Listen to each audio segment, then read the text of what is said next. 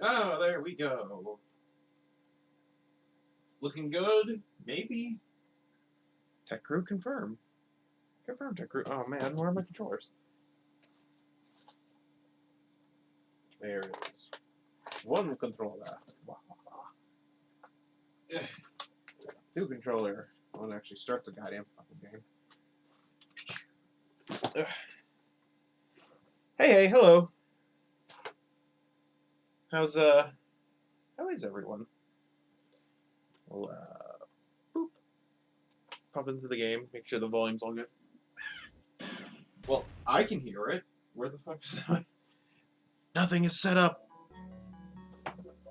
Unfortunately, you can probably hear that off the TV, and I'm not too happy about that. There we go. How are we on? Oh yeah, you definitely can probably hear it.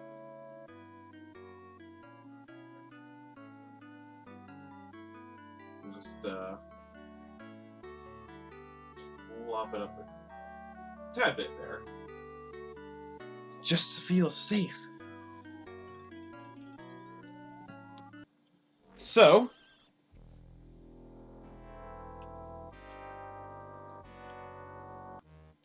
what? Okay, I was like, what the hell are you doing? I'm not starting the game yet.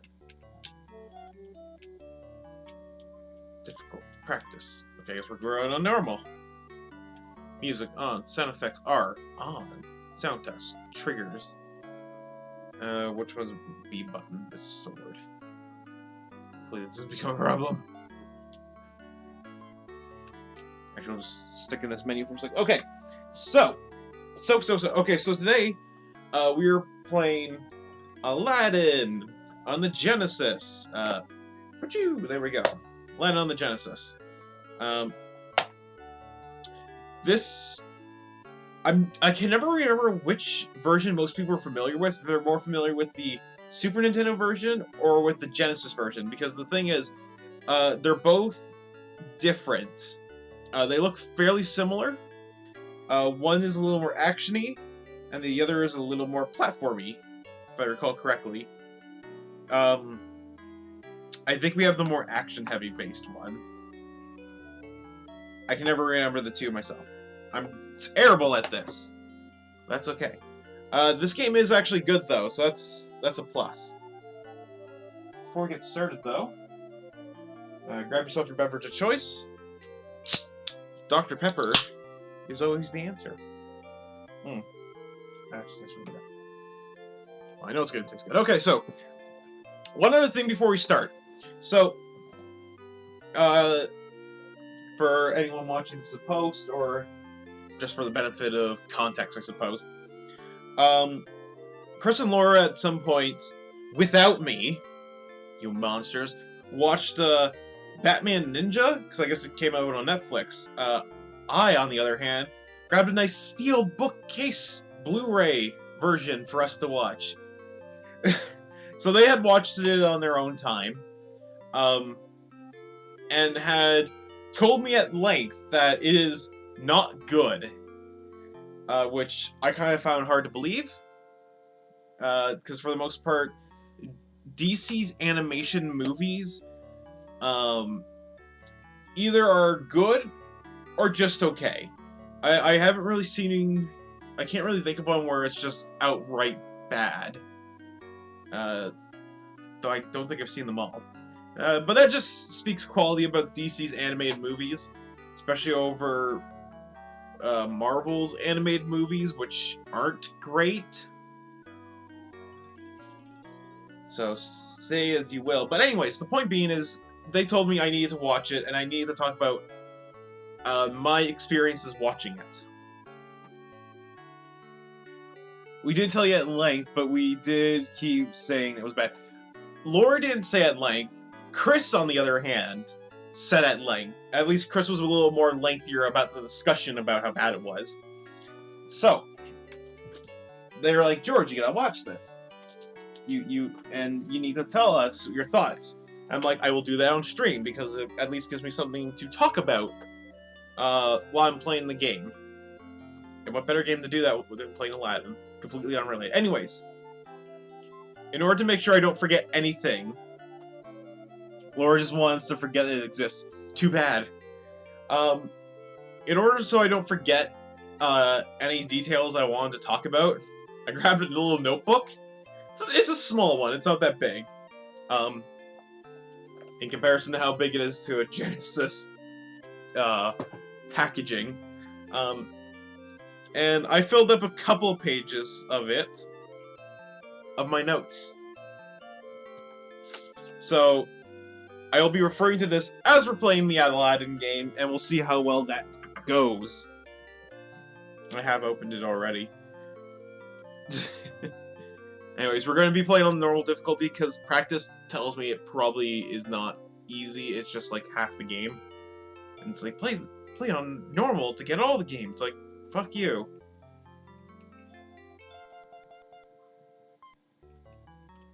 So we'll get to this in a second. Alright, Genie bonus levels, Apu bonus levels, Save Jasmine, 1-ups, restart points, extra life, a health meter, throwable apples, spend these. Okay, see if I can remember half that.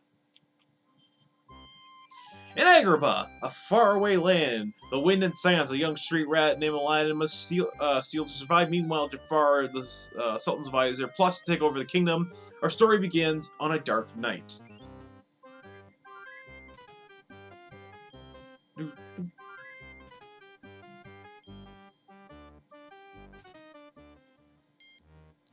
Agrabah Market. We'll get to those notes in a second. We gotta play some game though. Alright, so... Oh, wow, that camera shift is a little bit weird. So that's an apple. Sword. Jump. Make way. Oh, no. Shit.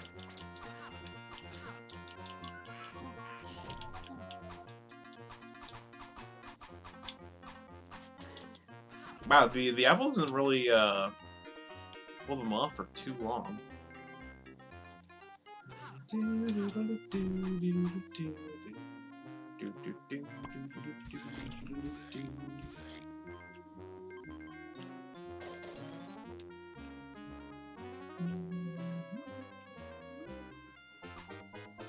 Oh. So as you can see, this game looks really nice. Like a lot of these Disney games. Oh, I don't even know what happened to. Like a lot of these Disney games. Shit, I died. They got some original cells to create the animation for a lot of them.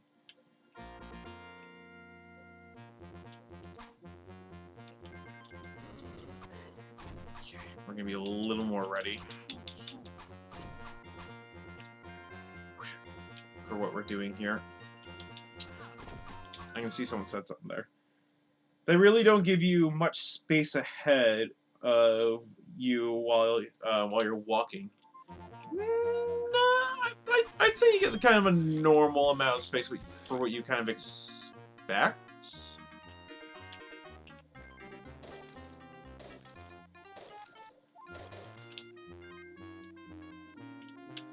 I don't.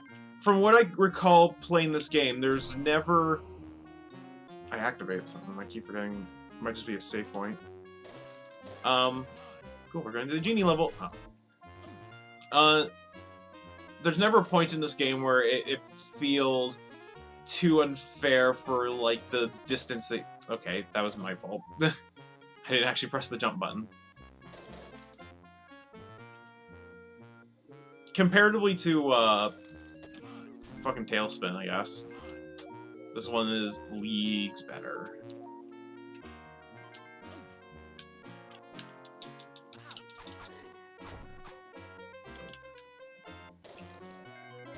We're just collecting apples in case we gotta throw them. Yeah, we'll just dodge this guy. Yoink. Grab these for things. Oh.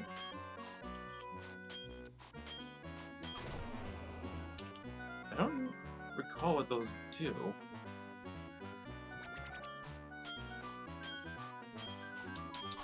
Cool.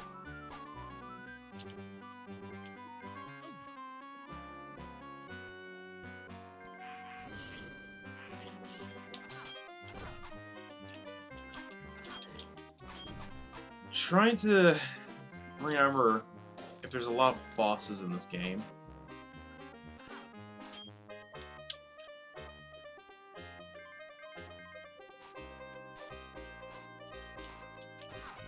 Oh, as shit. Normal might be a little bit difficult. It's requiring me to actually be decent at this game. Get these rubies.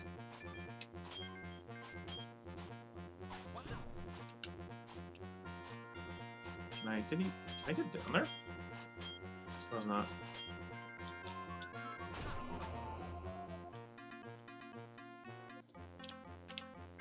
I do like the music. I think one of my favorite things about this Rip 2, yes. My favorite things about this game is the music. I just damage boost through most of them. If I could jump on that properly. There we go. Oh, shit. I don't remember having this much trouble with this level before. Perhaps I'm being a little too conservative with my my apples. I do like I can jab through that hitbox a tad bit. That's fun.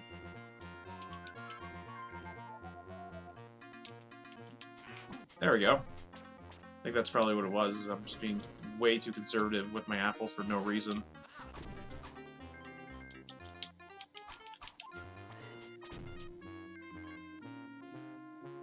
Ooh, can't stand on this.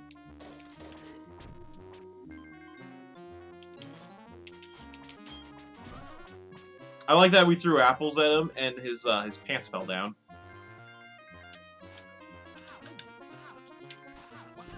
There we go.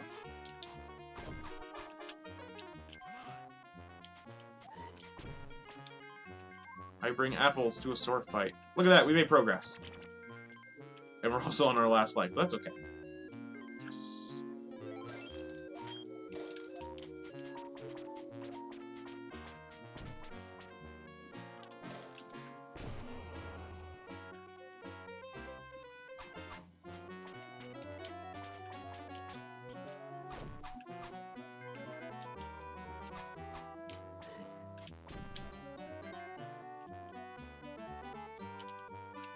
Shit.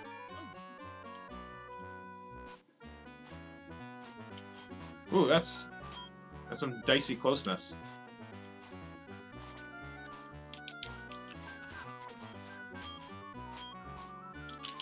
Damn it. Are you okay? You're getting roughed up. I wish to continue. Yes, I do. Yeah, really. This is a lot more harder than I originally thought it would be.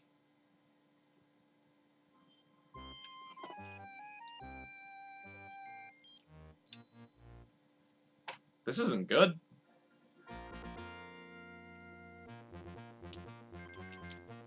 Okay, I know not to be super conservative with my apples, and I think that's definitely something that's was hurting me a little bit more than I should have been. Whoosh. Wow. Can I climb this, or is that just... no, it's not. I didn't think this game was going to be an easy freebie ride here, but...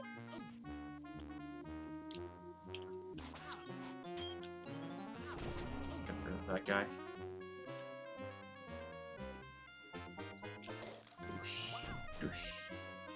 There we go. Some of these apples. There we go. Just go for it.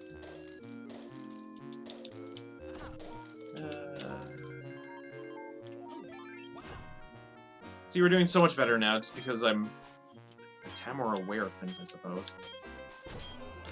So those dark lamps seem to just be like, ah, let's kill everything on the screen.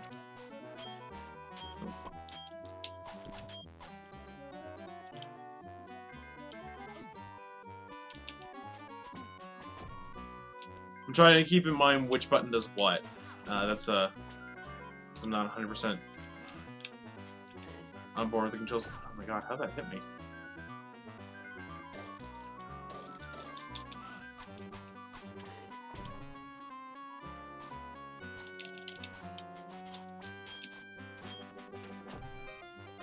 There we go.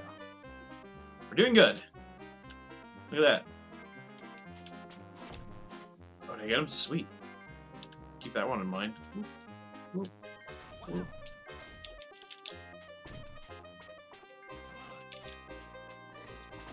These apples are great.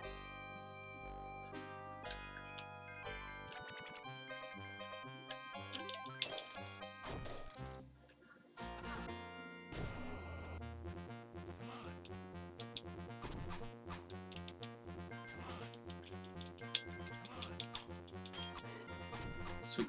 We're doing good. We're doing good. Look at this. I will read that comment in a second. Actually, I'll just do it right now. Stop leaving us hanging. Did you like it or not? Oh, I'm sorry. I'm so focused on this game because it actually is requiring me to think. Okay. Oh, whoa, whoa. Okay, hold on. So, I do have a lot of notes here. Man, I wish I was playing a different game that wasn't so intense heavy. I like how you're like, did you like it or not? I thought the movie was okay. Take that for fucking fence sitting. With that said, though, the movie is, like, absolutely not flawless. It has so many problematic things going on in it, within it, but I didn't think it was nearly as bad as you guys did. Let's see if I can get up here without getting hit too much. Yay! So worth it.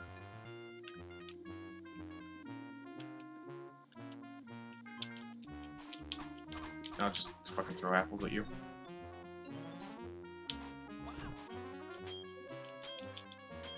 Let's face the right way. It's happened a couple times. Oh, there's an up path I could have taken to get the one up? Or the... No, that's a boo thing. There we go. There's something wrong with you. It was awful. I'm not saying it was good! I'm just saying it was bare minimum okay. It was so freaking... It is flawed, without a doubt. It is a very flawed movie. And you know I love DC animated movies. I love them too. I was super excited for this one. This was...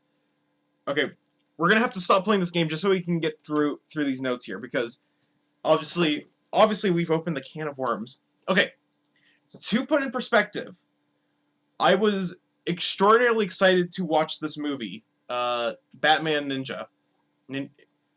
Is it called Batman Ninja? I've been calling it Ninja Batman.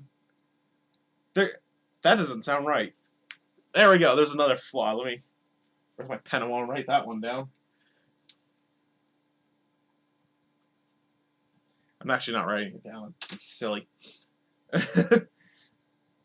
No, it's incredibly flawed. So, right off the bat, the Warner Brothers logo pisses me off. No, I'm joking.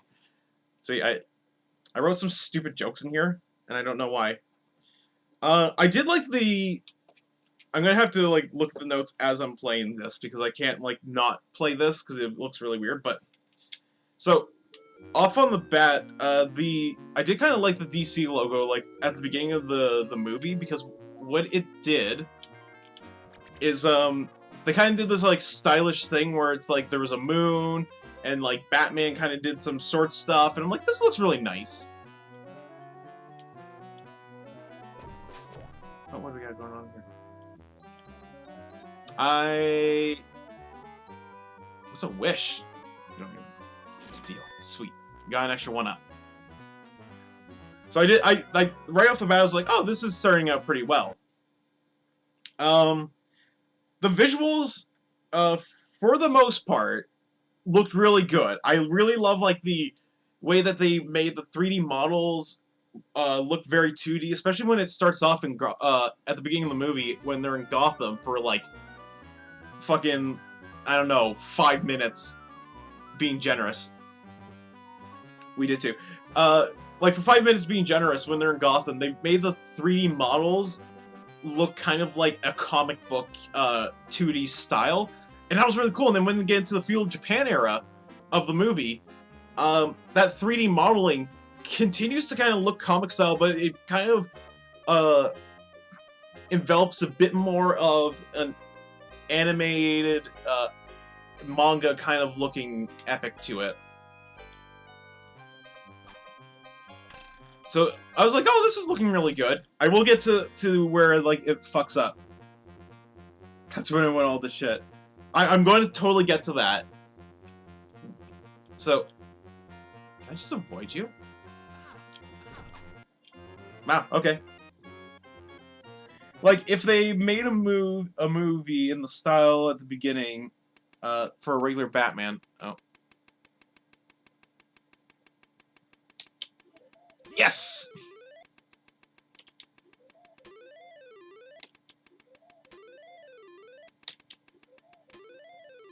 Hold on. Can we get... Nah, we got more apples. Bonus level! If they made a movie in the style from the beginning, into its own regular Batman movie, I'd be pumped. Absolutely. What? Abu and Agrabah. We got a minigame here. Watch out, Abu!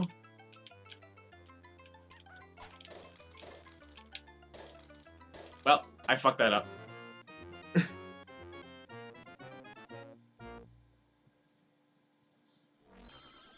Okay. Having escaped from the guards, Aladdin is approached by an ancient beggar. There's a cave, boy! And the Cave of Wonders filled with treasures, making all your dreams come true.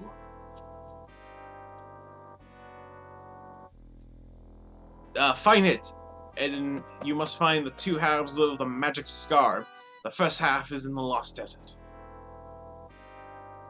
The desert. Okay, before we start this level, we'll get into the next point. So yeah, the 3D animation looked really nice, and that was like one of the main things that sold me on the movie. The level just starts on its own. Did not do that last time.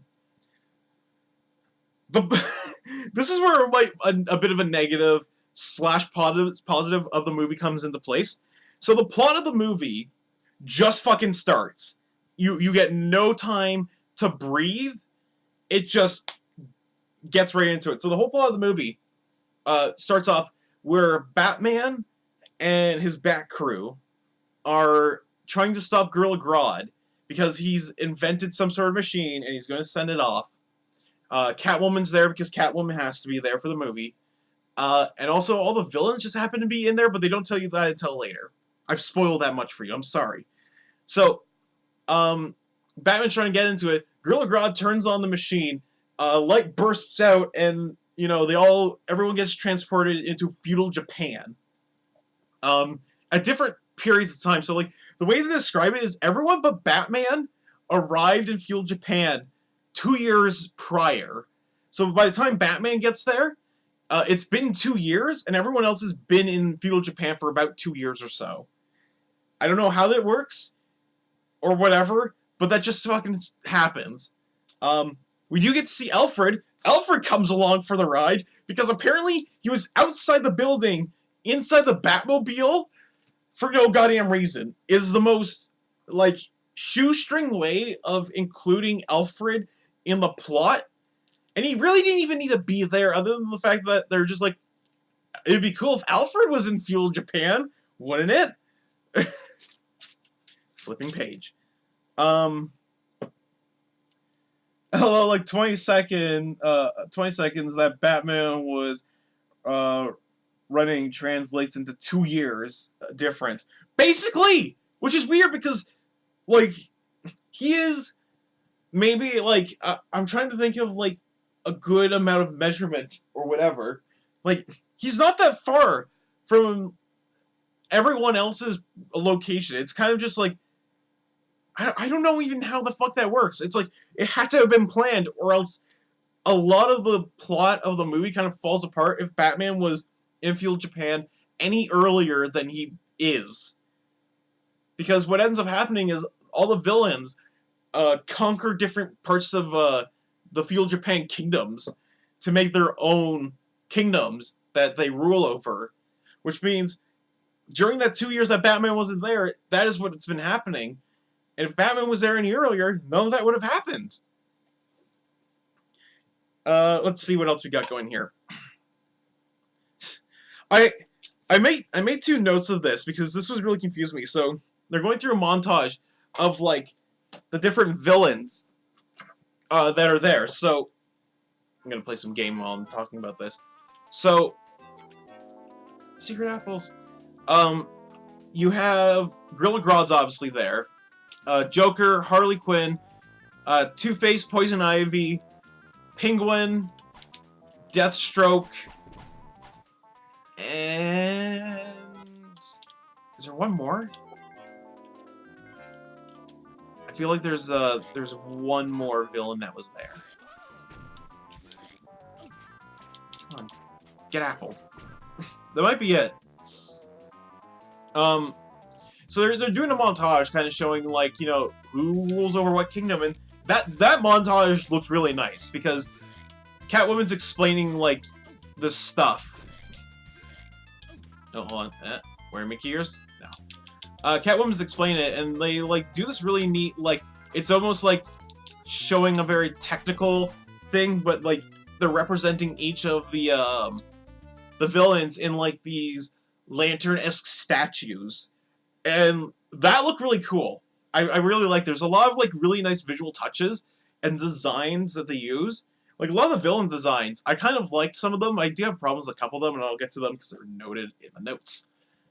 But here's one of the things where I had a problem with. So they showed Two-Face, and you know Two-Face's thing is he flips the coin to the side, fates and stuff like that. The coin he's flipping in feudal Japan, their coins were kind of similar to like what washers look like, but a little bit smaller. Which means both sides of a feudal era Japan coin are the fucking same. So if he's flipping this coin, how can he tell which side is heads and which side is tails? Because he even referenced that. He's just like, heads or tails, flips it. He's like, well, I guess it's not your lucky day. It's like, there is no distinguish between the two sides. That fucking bugged me. I did think it was strange how all the villains took over entire parts of Japan. I'm willing to suspend my disbelief because they are notorious villain criminals that they could rule over separate sections of Japan. I'm willing to buy that just because they're fucking mad people. And it's crazy. Alright, my next note is, why does everyone in feudal Japan speak English? That was a little bit weird. I was kind of expecting like a super fish out of water thing where Batman's like speaking English and like everyone around him doesn't speak English. I guess that would have been a little bit difficult to convey in the movie, but it was a little bit... That's where my suspension of disbelief was kind of wearing to begin with, where it's just like, made it even worse. There's a bunch of times when Two-Face has a coin, he's darkened or burnt out one side of the coin. It's been in other things like the comic and the games. I guess I just didn't notice it. I didn't notice the Japanese feudal era yen coin was burnt on one side. I just figured it might have been like the shadowing or whatever, so it wasn't distinct enough. Fault on them. Batman can speak Japanese, but the only thing is, like, maybe Deathstroke can, but no one else can for sure. But it's like, it's really weird because there's a point where they reference it because they get like a scroll note, and he opens it like how you'd open a scroll, like that, and he's intending to see, you know, the Japanese characters, but he looks at it, flips it over, it's like, it's in English! It's like, fuck you! You can't reference the fact that you would expect feudal Japan to have a different language, and they don't. Okay, get rid of this guy.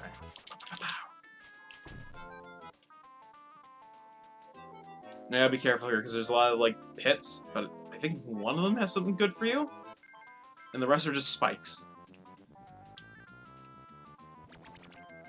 Stop. I like that there's a stop sign there. Wow, only one hit? So yeah, that was really weird. The voice acting's okay. I'll mention it at the end because I had made notes about who voiced what characters.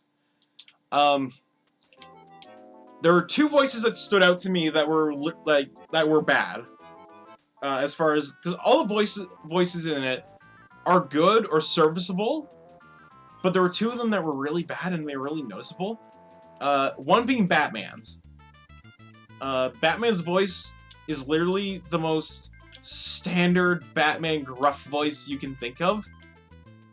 It was literally just like, you know, Catwoman, how are we gonna stop the Joker?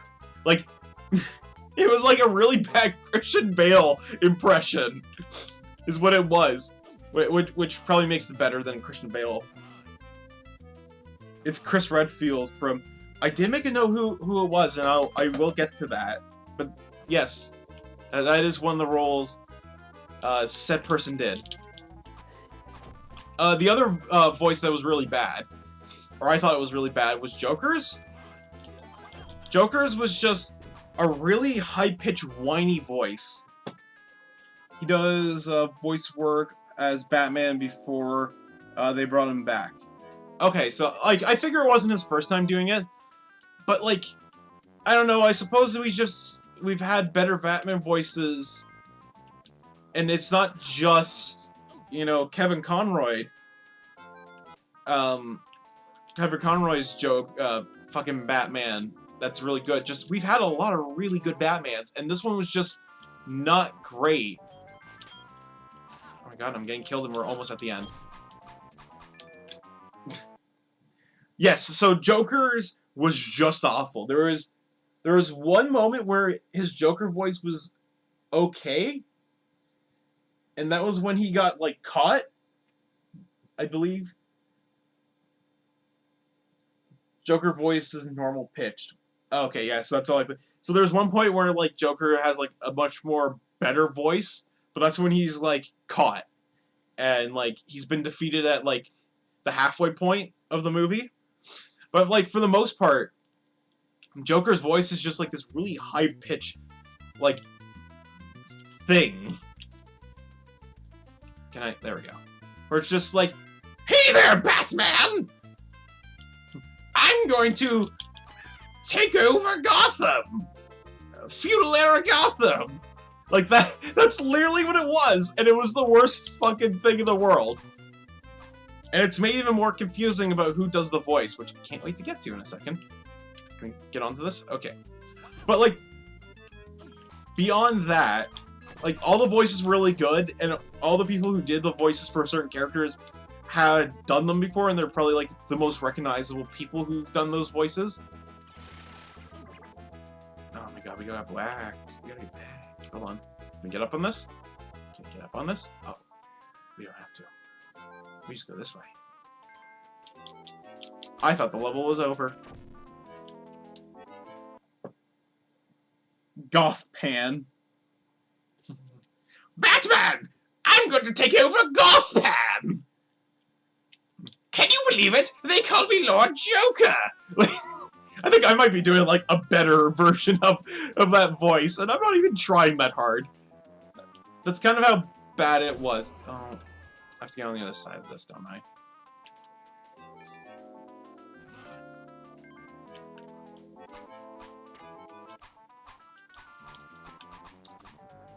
If I get near him, he's gonna... There we go. So yeah, it was just a really bad Joker voice. Oh. Damn you, Scarab! There we go. It was terrible. Next page. This is page 3, by the way. Film moves at a breakneck speed. Holy fuck. Okay, so this is like one of my biggest complaints about the movie, is that its pacing was just the worst. get rid of this snake if I can. There we go. So I briefly mentioned it as like how the movie just starts. Like there's no leeway into it. You're doing good at Boo. There's like no leeway into it. Like the movie just starts, and it's. Oh my god! Can I get this? There we go. Yes, level complete. But like throughout the entire movie, just it has huge pacing issues where it's just like this, and it's like slow down, please.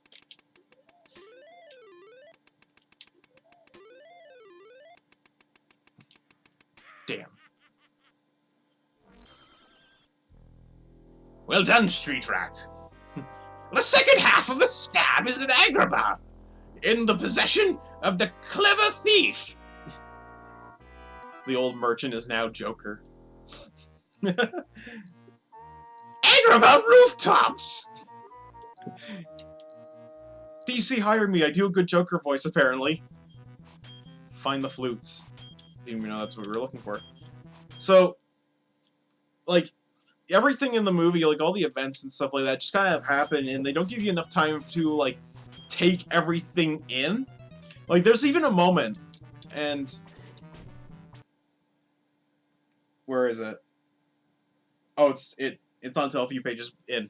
But there's a moment where like you think they're going to give you time to breathe, because during this entire time, what has happened plot wise is as soon as Batman enters feudal Japan, he's immediately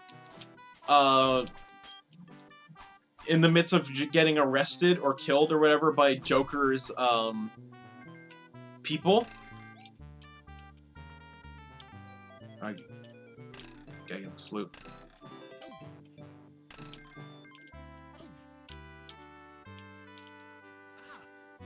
Woo! There we go. Did it. And can I get rid of this hand? Oh no.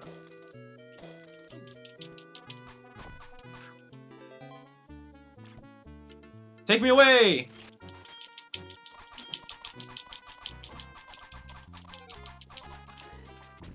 That's a better one. Fuck where I was going. So he's immediately like getting arrested and taken away and whatnot, and he escapes by using a little smoke bomb. A really funny moment where like he uses his smoke bomb and he goes to grab his grappling hook and tries to aim it to find something to grapple onto, but it's feudal Japan, so all the fucking buildings are only like 2 stories high at the most. So he just like runs off.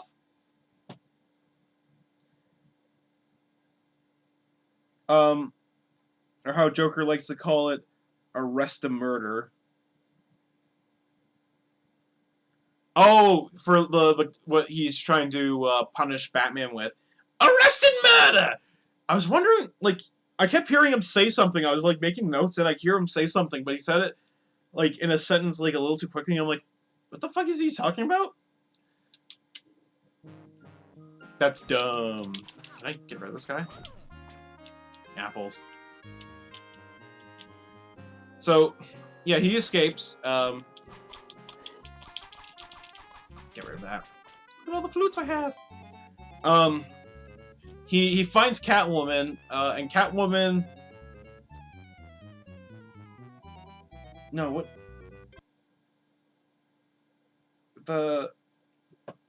Okay, so he finds Catwoman, and if I recall correctly, Catwoman shows him where. Oh. Did I miss something?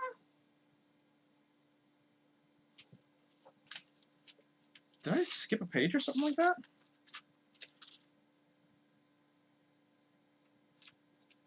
Hold on.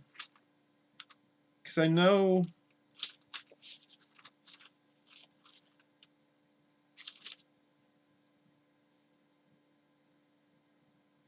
No.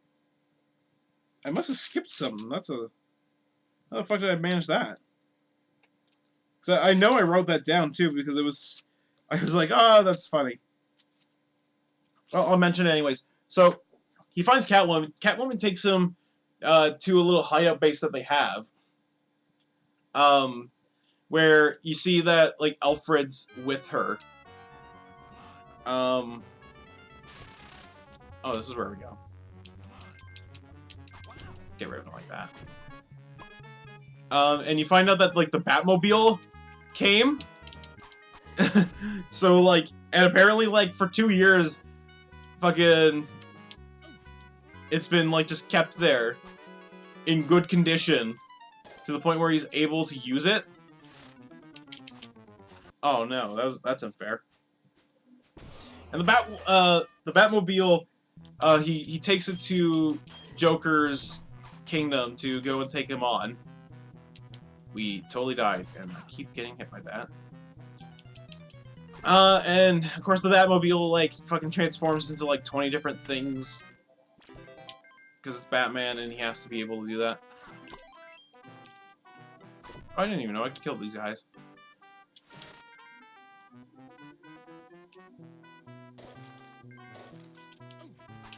Trying to focus on the game and talk about a fucking movie. Catwoman's feudal design's pretty fucking good. I like that. I really like how her feudal era design looked. It was really nice. It kind of looked very standard anime kind of girl thing, because she had like a very light brown or like a dirty blonde hair color, and like it was kind of short, but kind of reminded me like a lot of like short-haired female anime characters. It looked really nice. It looked very different, because normally when you see her, she has like black hair of variant lengths. So it was a nice change of pace. And it looked really good in like her cat suit, her Catwoman suit. That's what I wanted to say about that. Look at that, I'm super quick. I can get this jewel. What else do we have to mention here? So Batman goes to storm the castle. Joker's castle. Joker, immediately, this is like not even 10 minutes into the movie, and Joker's castle transforms into a mech robot. So it's just like fucking weird, and like they kind of try to like mention it like, yo, you know, Joker's men have been like bring coal and stuff like that. It's like coal's not supposed to be around for like years now. So like they're trying to say something's up, and then it just turns into a mech robot. I knew this was gonna come. Only because Chris and Laura were telling me about this. That, you know, the villains have castles that transform into robots. I wasn't expecting it to happen, like, within 10 minutes of the film. There's no time for you to breathe. Shit happens. And you do not get time to process it whatsoever.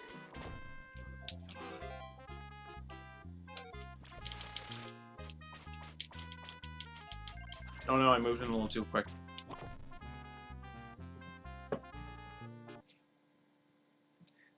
They have coal, so something must be up. You think, like, they might have guns? Nope. Giant fucking robot castles. To be fair, they actually, at some point, they do have machine guns. And Red Hood even has, like, a bamboo gun. So, I mean, the technology's a little here and there. But that's not even the fucking weird shit.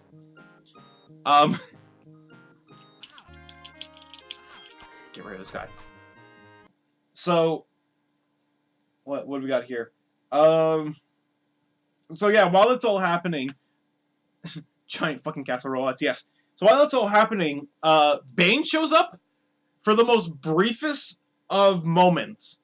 Like, after this scene, Bane never fucking shows up again, and I'm kind of wondering if it is Bane, or if it's just a sumo guy that Joker had dressed up as Bane for the jokes. Oh yeah, but you don't exactly think coal equals Castle Gundam. No, you don't. So yeah, Bane shows up, and it's like a sumo wrestler, but with like the Bane mask. And I was like, oh, that's a silly thing to put in there. Bane never shows up again. He's like gone.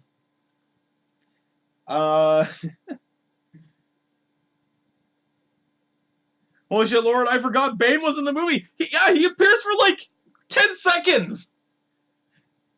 For like a small amount of time for where like, so at this point Batman is in his bat cycle, because his Batmobile transformed into the Batwing, which transformed into the Bat Cycle, or his Bat Bike, or whatever. And then he confronts Bane, and then he gets his fucking Bat Bike to transform into an armored suit, so he can fight Bane, the sumo wrestler Bane. He loses, and he's down for the count. And then fucking out of nowhere, a bunch of bats swarm in, and he gets saved by like these people, these ninjas wearing Batman ninja gear, and it turns out to be, you know, a few people like Red Hood, Red Robin, and I think Robin is in there, and someone else, Nightwing. Like, they just come in and save him and whisk him away, and that's how that ends. Oh fuck, so we're getting to some really stupid shit here. I'm sorry I have the game paused, but I have to mention this because this was just like boggling my mind a little bit. So, when he gets saved, he is taken to a clan of people who are ninjas that have been secretly training for years. Like, we're not talking 2 years or anything. Like, they've been training as ninjas for hundreds of years under this prophecy that a bat god will come and join forces to rid evil of Japan. And it's the most fucked up thing in the world that, like, apparently there's this prophecy in feudal Japan, in English-speaking feudal Japan, that Batman was going to show up from the future. That is literally their prophecy. It's the dumbest thing in the world.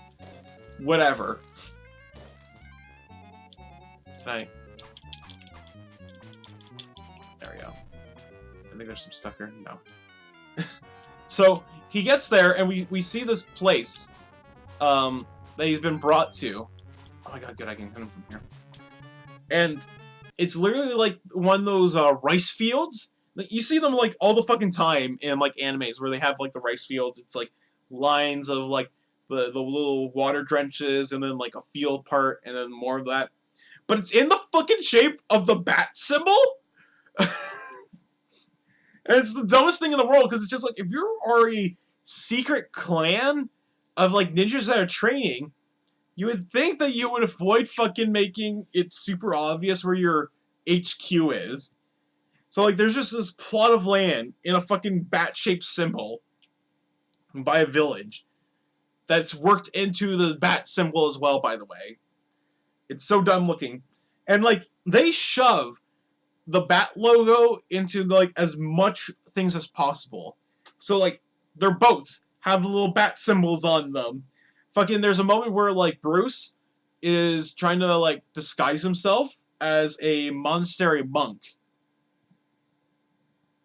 Well, he's trying to disguise himself as a monastery monk, because that's what Catwoman said would be a good idea, because I guess Christian monks were coming in to try and, you know, spread the word of Christianity and God.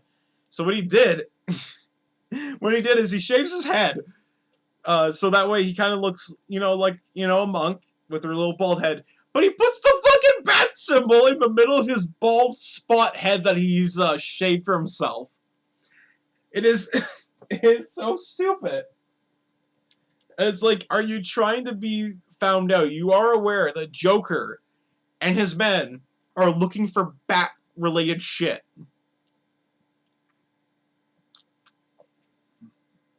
Oh my god. I can slowly feel my voice losing out from talking about this. We are a secret clan of bat ninjas, but there isn't enough of us, so we need to advertise. Have you heard of the word of our Lord and Savior Batman? Oh, yes, and on his Bible too. He's holding like a book that's supposed to be a Bible, but it has the fucking bat symbol on there as well. I almost forgot about that. The Bat Bible. It is the dumbest thing in the world. So, like, there's a lot of that going around, but, like, that's where it gets the most ridiculous. Turning page. Robin befriends a fucking monkey. It's the dumbest thing in the world, and it's so shoehorned in. It kind of feels like...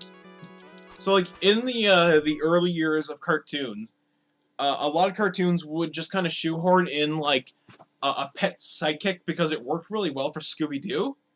So, like, Hanna-Barbera themselves were cloning their own fucking show, and meanwhile, there were other companies that were also cloning a similar formula where it'd be, like, a group of kids, or whatever, and they have their pet sidekick with them to, you know, try and promote the show better. So it's just like, oh yeah, the Neptune and the shark.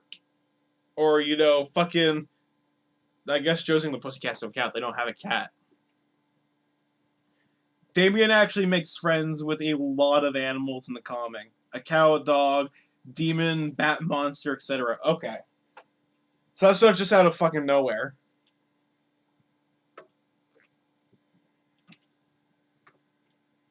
It still feels fucking weird.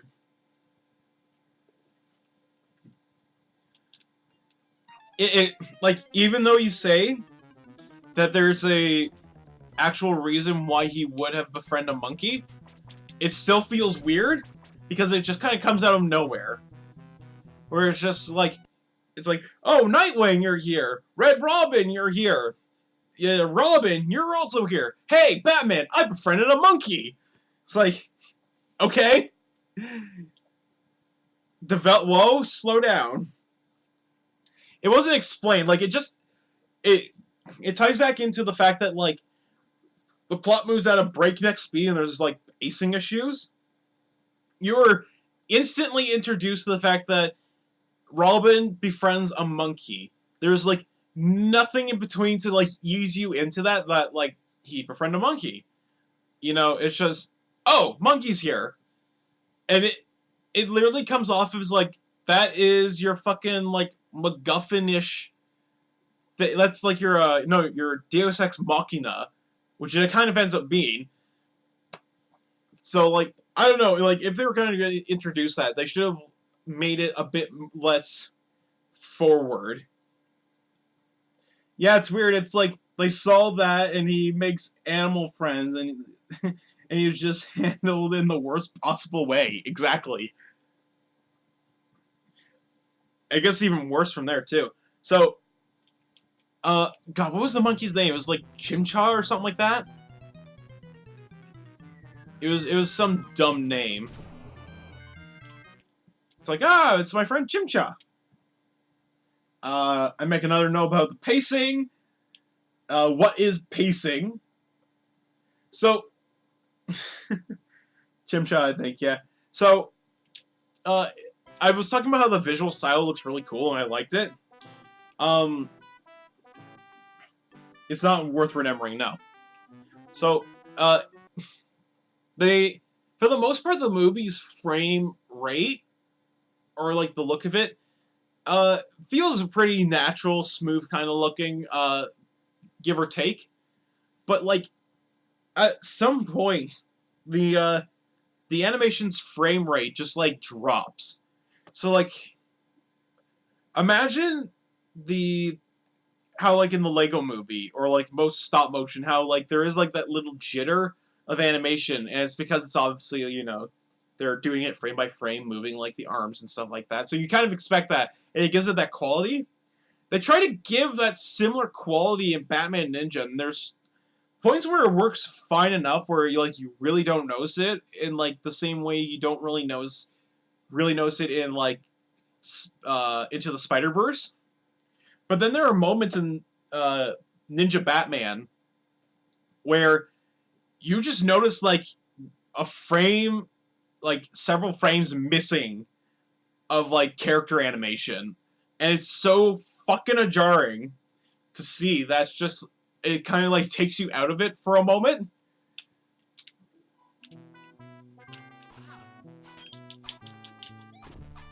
Oh, I gotta play a game a little bit here. Get the jewel. I didn't see the shop owner on the last level, did I? I'm trying to think if I missed him or not.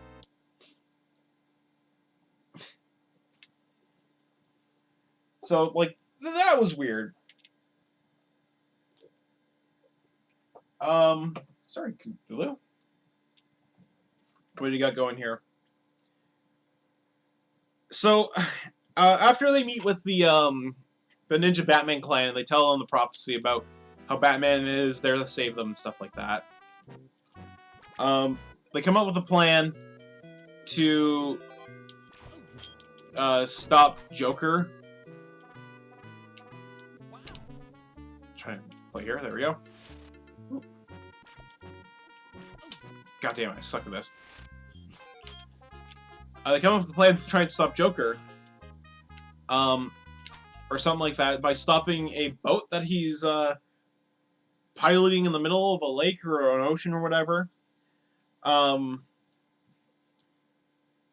yeah, I think at this point they team up with Gorilla Grodd, so they get a note, the scroll that's in English, and it's from Gorilla Grodd. He wants to like have a bit of a truce because he wants to return back to the future, and his time machine thingy is in Joker's castle. Sure. Whatever. So Batman agrees, and they storm Joker's boat. And this is where we find out that, like, Joker's boat has machine guns attached to it. And it's also really fucking huge. And it has, like, a giant Joker face and everything. And we get to hear Joker's bad voice. It's so good to see you again, Gorilla Grodd! Where's Batman? I'm never not... I think that's just going to be the thing. I'm just going to start doing, like, random Joker voices, because I know it bugs people now. It certainly bugs me.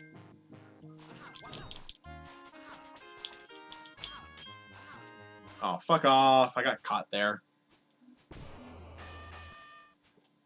How far back am I? Okay, not that far. No, I missed the flute!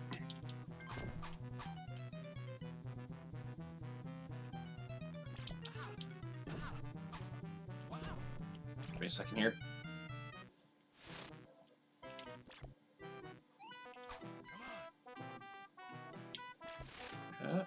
There we go. Oh, there's a... I guess I can't get that. Maybe later.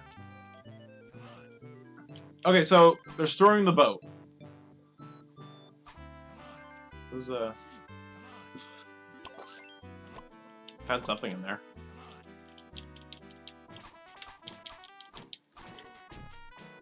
And this is, at this point, I kind of want to make note of... Oh, I missed that flute, so that's what that would have been.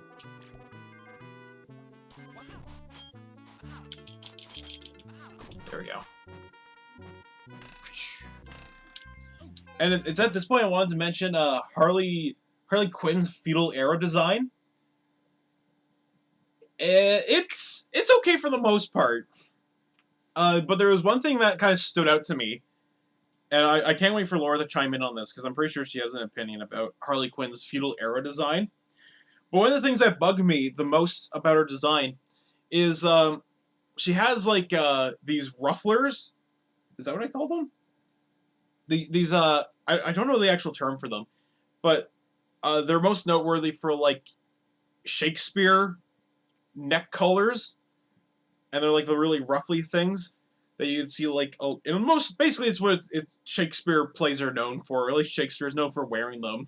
Is that like giant fucking ass collar around his neck, and Harley Quinn has one around her neck and one around each of her arms. And it looks so out of place because it's not something that is distinctly feudal era design. I don't even think there's anything feudal era-y design about it.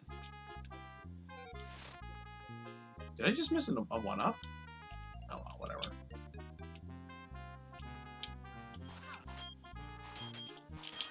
Why? Why would you do this to me, game?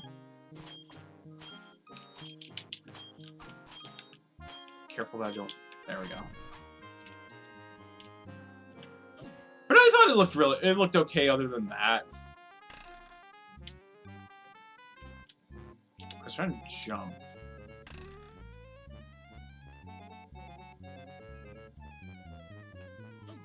Oh no, nothing here.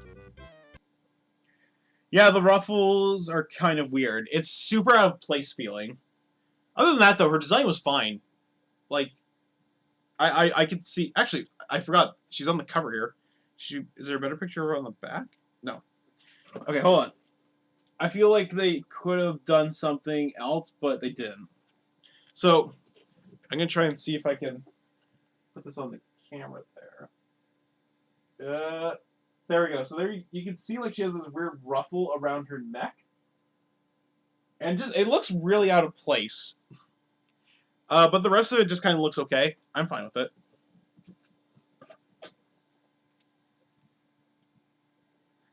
The lack of lore responses, or I'm assuming Chris is subbing in for her response. Oh, thank you. I needed that. There we go. Okay, just... Cool. Just go over this guy. Come on. Yes, I need this. What's next on the thing? Oh, okay. This is something I like. So, like, they do this battle, and this is where Joker gets caught. And, you know, this is where you hear a better Joker voice, where instead of it just being like, well, hello there, Batman! It's kind of like, oh, I got caught. Something to that extent. I am the mouthpiece for the people. So, they defeat Joker and Harley Quinn's boat. Gorilla Grodd turns on them, because he's Gorilla Grodd, and fucking Two-Face comes in to help Gorilla Grodd, and they blow up the boat. But it was during this scene that I noticed that, like, sorry, work stuff. No problem. It was during the scene where I noticed that, like, the sky pattern in feudal era Japan that they put it had like this really subtly faded in detail that the design was okay. Ruffles were weird. Yeah, see? They had this like really nice design in the sky, and I tried to emulate it on my notepad here. Oh my god, you're not gonna... Can't see that, can you? Yeah, you can see that. So like, they kind of did something similar like this to in the sky's background, which is a fairly distinct Japanese feudal era design from, if I'm not mistaken, a lot of their theater-related stuff and like art pieces from that time. And just kind of seeing that, like, I was like, oh my god, that looks so beautiful. The backgrounds are fucking gorgeous as fuck. Yeah, the sky looks like Japanese artwork. It looks so good! Why couldn't the rest of the movie be that good?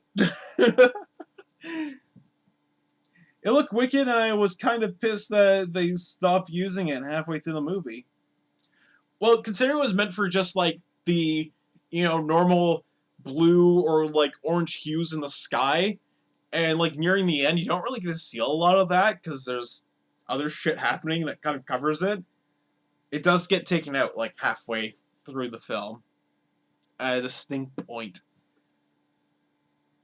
Oh my god, we're coming up to that point, too. So give me a sec here. We're gonna do a few game things here. I don't want to die. Oh, you know what I'm gonna do? Just that. Okay. How do I get up here? Am I supposed to jump to it? Oh. Derp.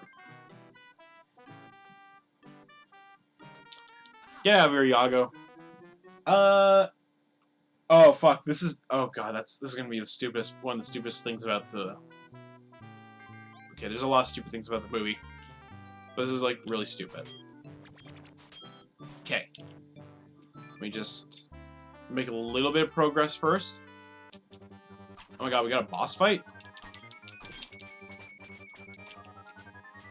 And I died. That's okay. There's a save point not too far from there. Find the flute, or beat the shit out of this guy. Oh my god, he glitched out! Holy crap, I glitched the boss out. Because of the color palettes, hold on. Oh no, we're not getting him back to normal.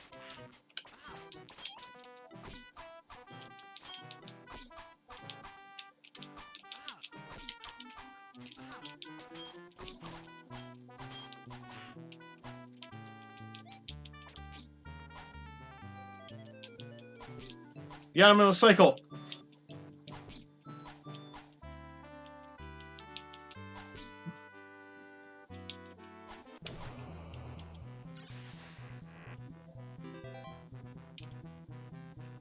Oh no, we actually have to get all the flutes? Oh no, we just go up here.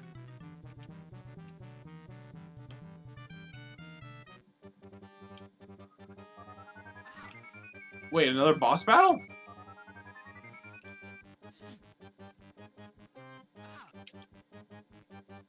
Why?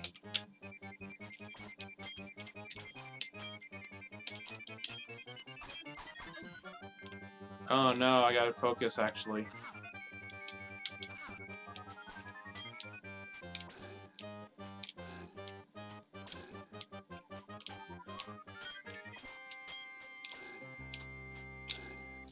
On.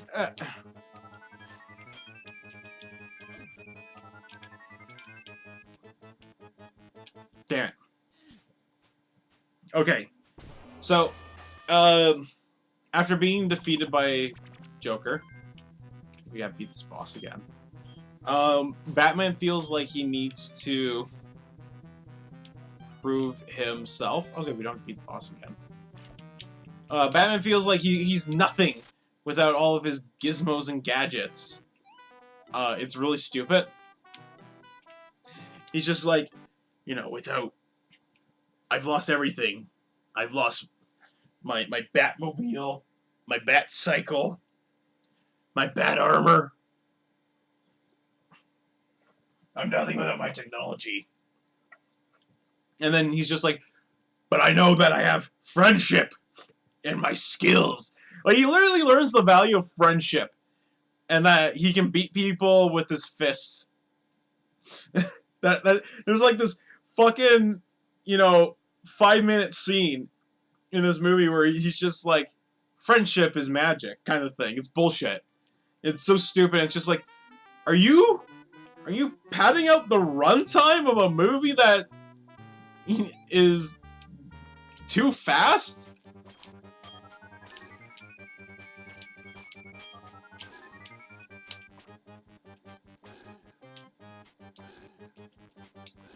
Hold on, let's see if I can get this without having refilling apples. Ah, I gotta refill on apples. Oh, come on! Damage boost!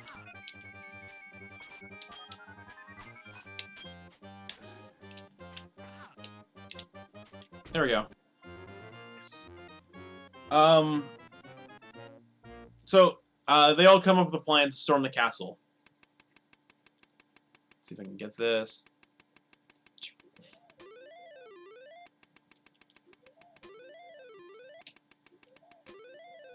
I want some one-ups.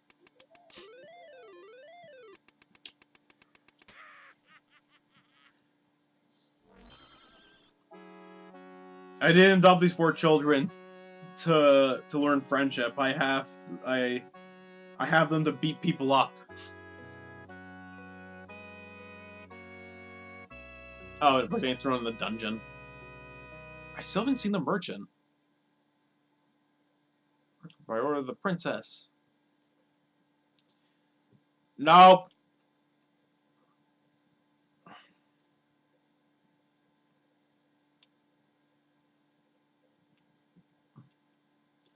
Cast into the dungeon. Aladdin only thinks about Jasmine, the girl from the marketplace. Would he have a chance with a princess? The Sultan's dungeon. I like that one of the skeletons over here is wearing a Mickey hat. Honestly, Batman has never had that weird, I'm nothing to do with my stuff doubt. Batman is all about I will fuck you up, stuff or not. Yeah, like there's never been a moment in any of the Batman media where he's just been like, I'm nothing without my gadgets, because he knows that his gadgets only aid him or like enhance his current set of skills. He's known as the world's greatest detective for a reason. Like he's essentially like the equivalent of Sherlock Holmes. If Sherlock Holmes dresses up as a bat and fought villains that were insane. Oh wait, Sherlock Holmes fights villains that are insane. But like that's essentially it. So it was just a really weird moment where like he had to have this like self-realization of his abilities, but like he's never had that necessary need. Like even within the movie itself, it doesn't feel like he needs that moment. It just feels like they plopped it in there to like pad out the runtime. But it's just like, if you need to pad out the runtime, give us a moment to breathe in a lot of scenes. It was insane. Okay, so here's the part where we're at the halfway point of the movie. Or like the 45-minute point of the movie that is about 85 minutes long or something like that. And this is the point where you were talking about, where you were like, this is really weird. And it's when the movie does like this montage. So they do a montage to show them setting up to go and take down the Joker Kingdom and fucking Gorilla Grodd and everyone. Like they're doing their thing. During this montage, the fucking budget just drops like a lot. Oh god, speaking of bats. Why are you down here? We're gonna have to do this section over again.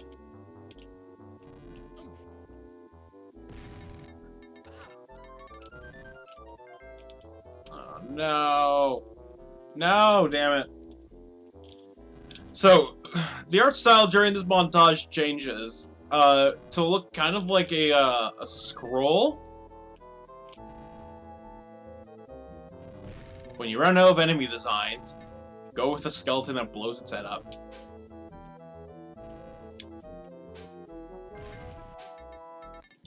Okay, that's bullshit. It should not be able to throw its bones through a fucking wall. What? How did I fall? I'm trying to talk about this movie, but at the same time there's shit happening in the game. What the hell? I want to talk about this montage, but I need to get past this part. There we go. Okay, so yeah, the movie starts to look like one of those like drawings that you see in a lot of like older Japanese like scrolls. And like for the montage part, I'm willing to accept that. You know, it kind of makes sense to communicate them preparing for this battle like this. And they do some clever things by having like where like scenes transition into one another through pans and stuff like that. It looks really nice for a montage. Then by the end of the montage, Batman receives a letter from fucking Red Hood. Red Hood during this time has been like doing some recon with the other kingdoms to see what they've been up to. And he's gonna go and meet Red Hood at a location specified in this thing. So after he says that, it transitions into... I'm trying to think of the art style, because it's no longer like a scroll, but it kind of reminds me of the same art style from fucking the Ghibli movie, I believe it's a Ghibli film, called The Bamboo Princess. There's a few other Ghibli films that do this kind of art style as well, where it's a very soft shading texture to it. I want to say kind of like watercolor. We'll get to his design in a second. It kind of reminds me of like a little bit of watercolor, but there's a little more control over it because it's done more with like pencil wise. And at first, you're just like, well, what the fuck is this? Is this like some sort of dream sequence or something like that? And no, it's part of the plot. This is where Batman goes to meet with the Red Hood at this location, and they just happen to meet each other where a Joker and Harley Quinn have suffered from like amnesia, and they're just fucking like farmers, like out of the middle of nowhere.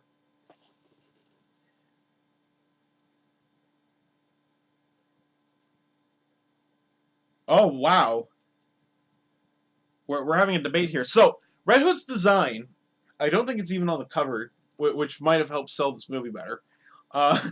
Red Hood's design is essentially just a standard feudal era garb, and then for his hood, it's kind of like a bamboo hood, but like it's very tall and weird looking, and it's red.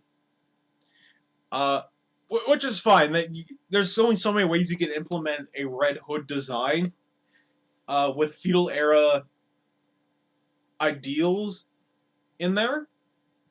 So like I'm with Chris. It looks fine. I'm actually surprised because I thought Chris would be less interested in it, but it seems like Laura really hated it.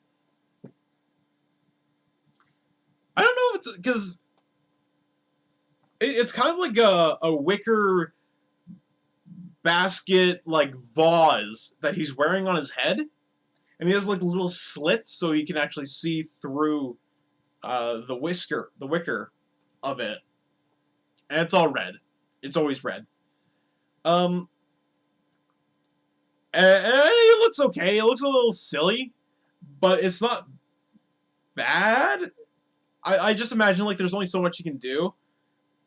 Personally, though, if I were to kind of design a red hood with feudal era ideals, I would have gone with the that samurai kind of hat that you usually see, where it's like it looks very fucking silly. It looks silly, not fucking silly. Let's tone it down a little bit there, Laura. I would have gone like it's like a samurai like head thing, or I see a lot of samurais do it, but it's like it's very feudal Japan. It's like kind of flat, and they got the little chin strap. I would have done that, but red, and like try and have it like cover most of his face, because that's the only way I can think of it working. But they tried. They tried. They tried so hard. And got so far. Wow, Laura, you were really angry about this. I was literally expecting Chris to be more disappointed with it.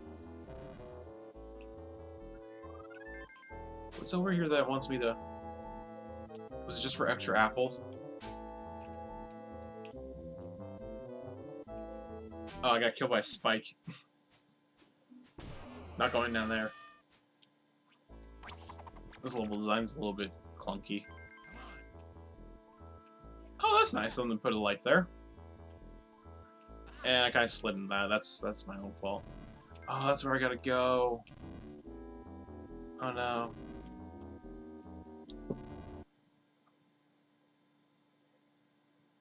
Thank you, Chris. I'm trusting you entirely as to what that could be. So anyways, we're kind of missing the point here about talking about Red Hood's design, because like the budget and the animation during this film. I'm sorry, I gotta keep putting the controller down because I'm gonna like be distracted about talking about this, and I gotta drink something. We've been playing this game for an hour and 20 minutes. I feel like no progress is made.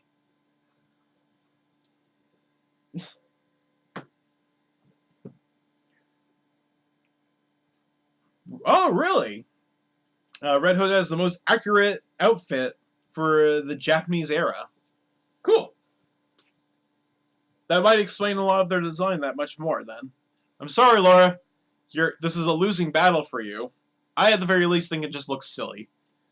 But I'm not offended by it by any means.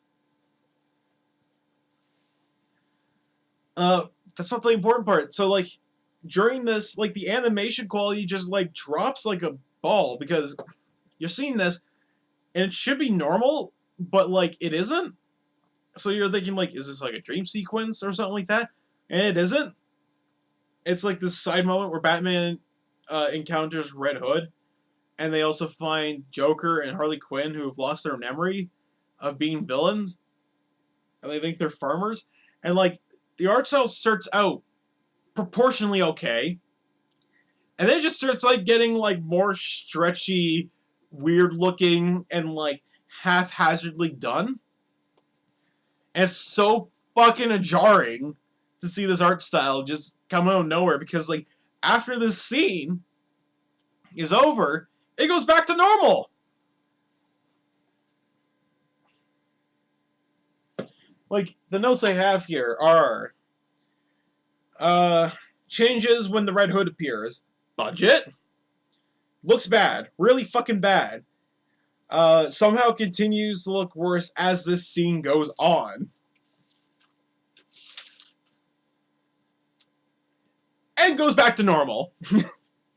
Pointless scene of Joker and Harley Quinn farming is dumb, and pads out the movie that already feels short.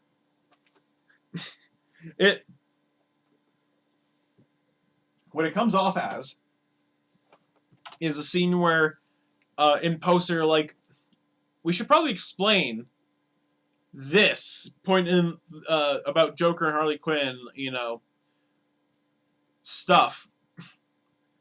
And then they're like, okay, well, let's go back and add in a scene to explain where Joker and Harley Quinn are during all this.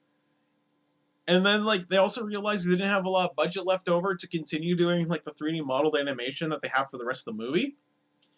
So, like, they kind of did this slightly cheaper option.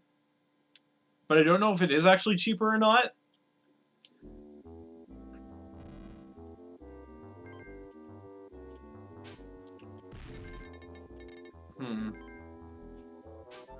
I didn't know there was a skeleton there. Oh my god, that's so unfair. Skeleton blew up on my fucking face.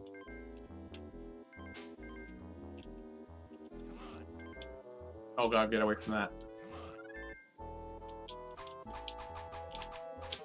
How did he hit me?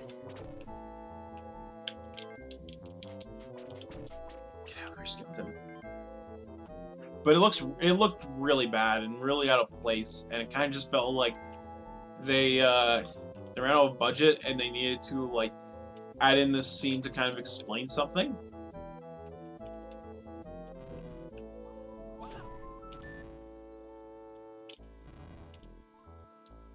Oh, did I fuck up here?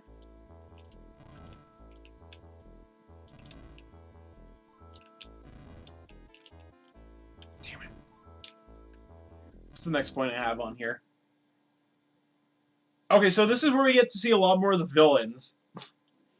A little bit better than compared to, like, earlier in the film. Let me just try and concentrate on jumping here.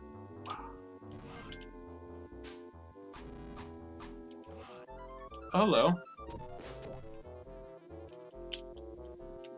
No! No! Merchant! I fell. That's terrible. God damn it.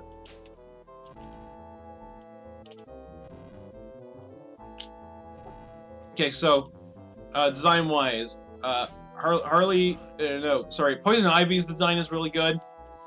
They give her... Grab a couple lives there. Is there another gem here? They give Poison Ivy this kind of, like, long pink hair design, very, you know, thematic Komodo that she wears. And, of course, she has her plant monsters. It looks really nice. I liked it.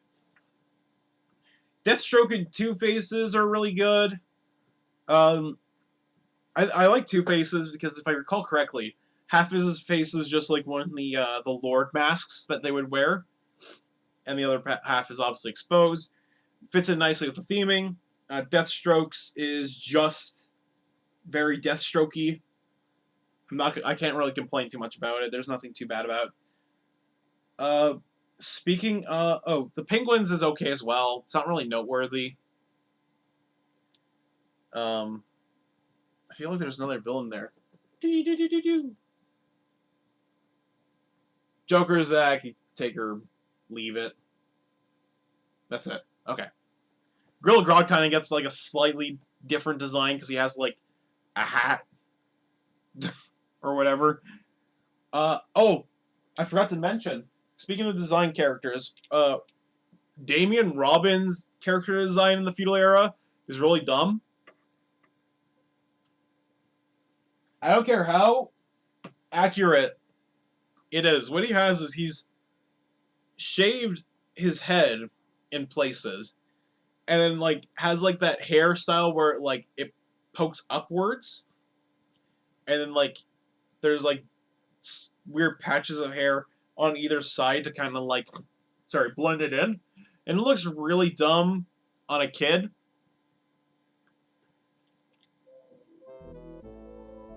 Yeah, Damien Robin's hair design was really bad. I don't think it would have worked with any character either or. And it's a little terrible that they decided to use it for Robin regardless. Oh, did I make it out? No, I didn't. That was a door and it's not the way out. Almost like Ugg, but instead of a tattoo, it's hair.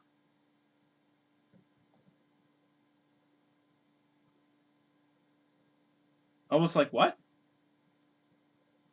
A-N-G. Oh, Aang. Or, you mean from Avatar. I was trying to, like, what are you talking about? Yeah, no, yeah, so there's a character in Avatar that has a similar hairstyle. It's the guy in the group. So, like, you have Yang, Korra, and then, like, the other guy whose name escapes me. I think that's what you're referring to. Yeah, it's basically his hairstyle on fucking Damien. Oh god, that was bad. I'm gonna get out of here because I'm gonna die soon. So yeah, it looks really terrible, and I keep fucking falling down somehow. I can go up more. What are you doing, game? Oh, the bat's gonna kill me. The bat killed me.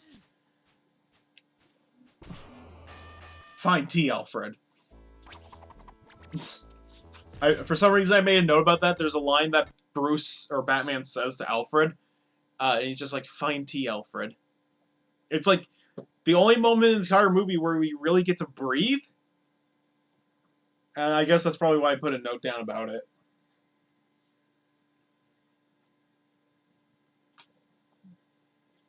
I'm trying to think of what point in the movie this part happens.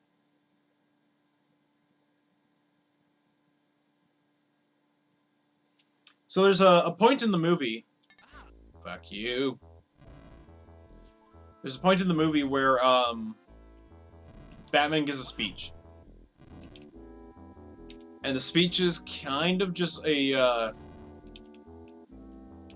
the speech essentially equates to him being like, you know, I gotta be a symbol for these people. And, like, stuff to that degree. Can you... There we go. But it's like, it's literally just... Oh my god.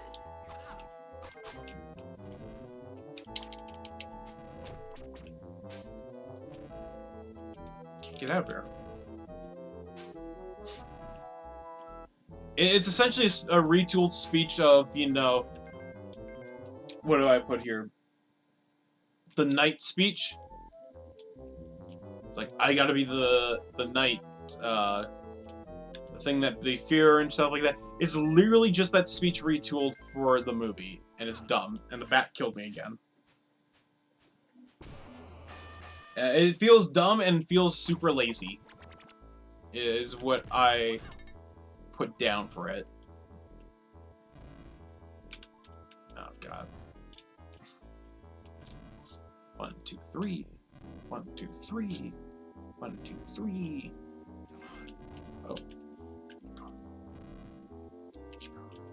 Oh, no! Oh, my God, I can't. Boop. Do.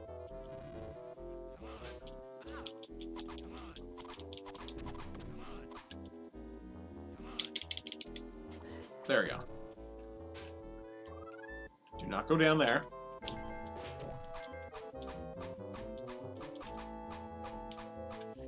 Oh my God, I said not go down there!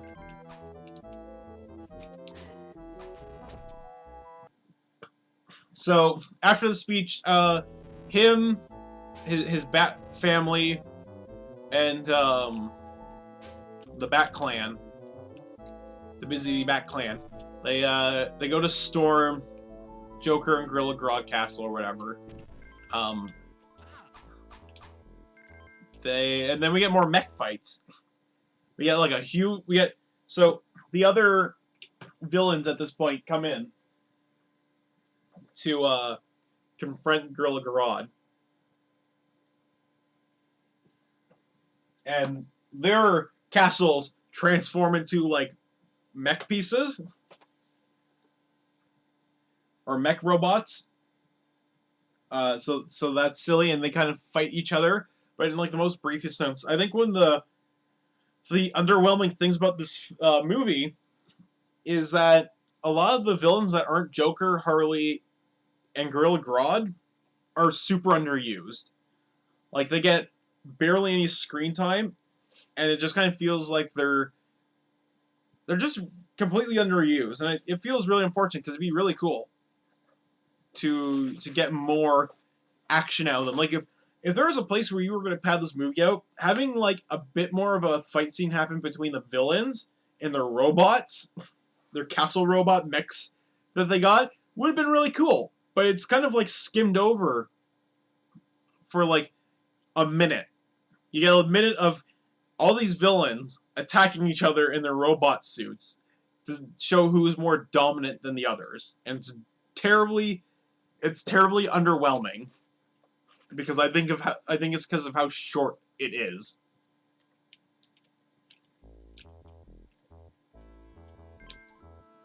Oh my God, we got more platforms. Oh, these are the worst ones.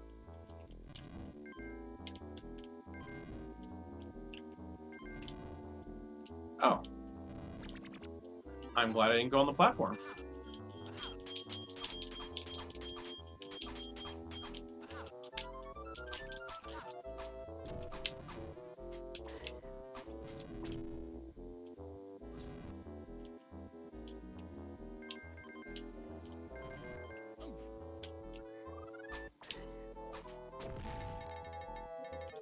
That could have been bad. I feel like going back to the merchant to grab more one-ups. What?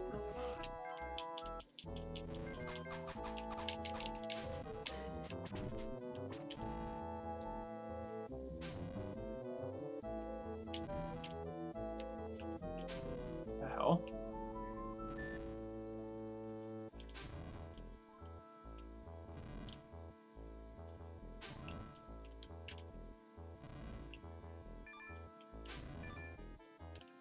Give me a second here. So the villains all fight each other. It's a little underwhelming. And it's short as fuck. But it's silly. Oh yeah, so when the Bat family are riding into battle, they're on horses? And each of their horses have, like, headband things around them that make them look like fucking Ninja Turtles. It's so dumb. But anyways, they jump off the horses anyways, like, shortly after you see them. And, like, they paraglide to try and get into the Joker's hideout.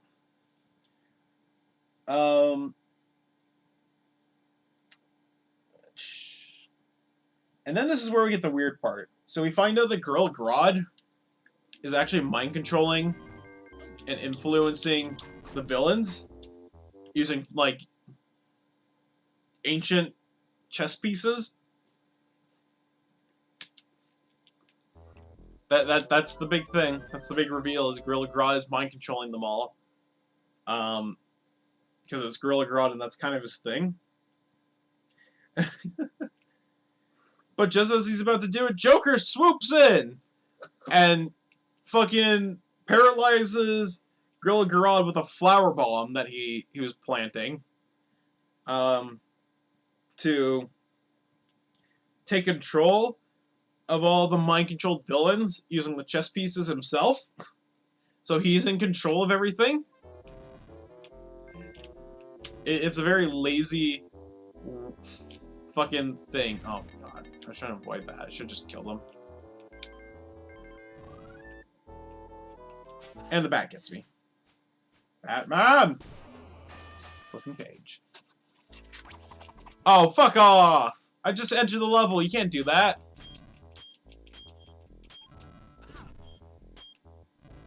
Thing down here. No.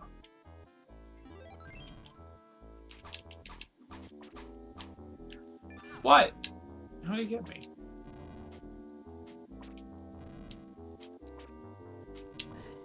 There we go.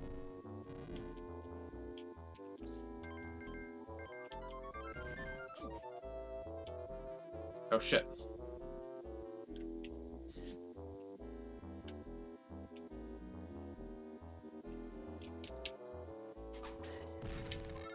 That's so fucking terrible that that thing can hit me through the walls.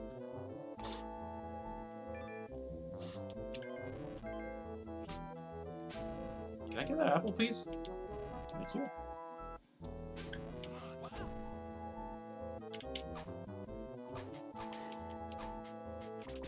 Yeah. Somehow I hit him.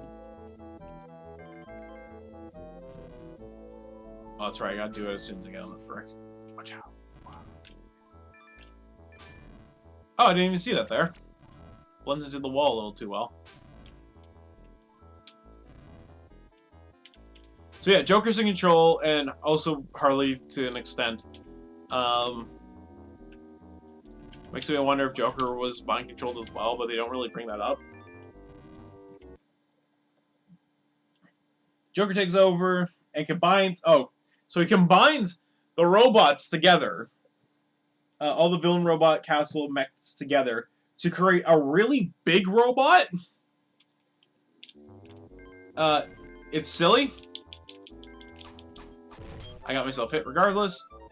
But to kind of heighten how silly it is, there's a rap song as well. And like, if I recall correctly, I have the lyrics written down here for this rap song. Where is it?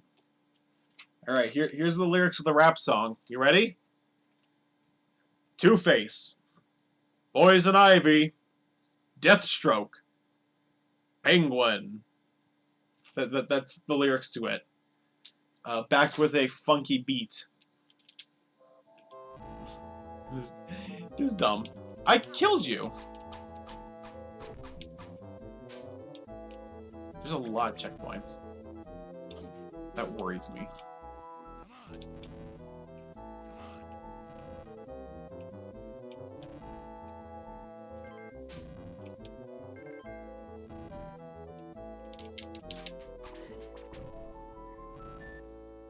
I'm afraid that I'm gonna get hit by something. Jesus. Did you guys not notice that? The rap song that played in the background where all the mech suits were combining together? You get a second listen of it during the credits, and that's how I heard the lyrics. I was just like, what the fuck is this?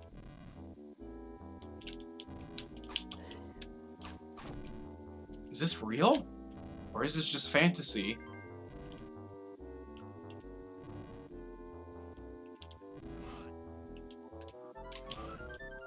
Let's see if I can hit him from the floor.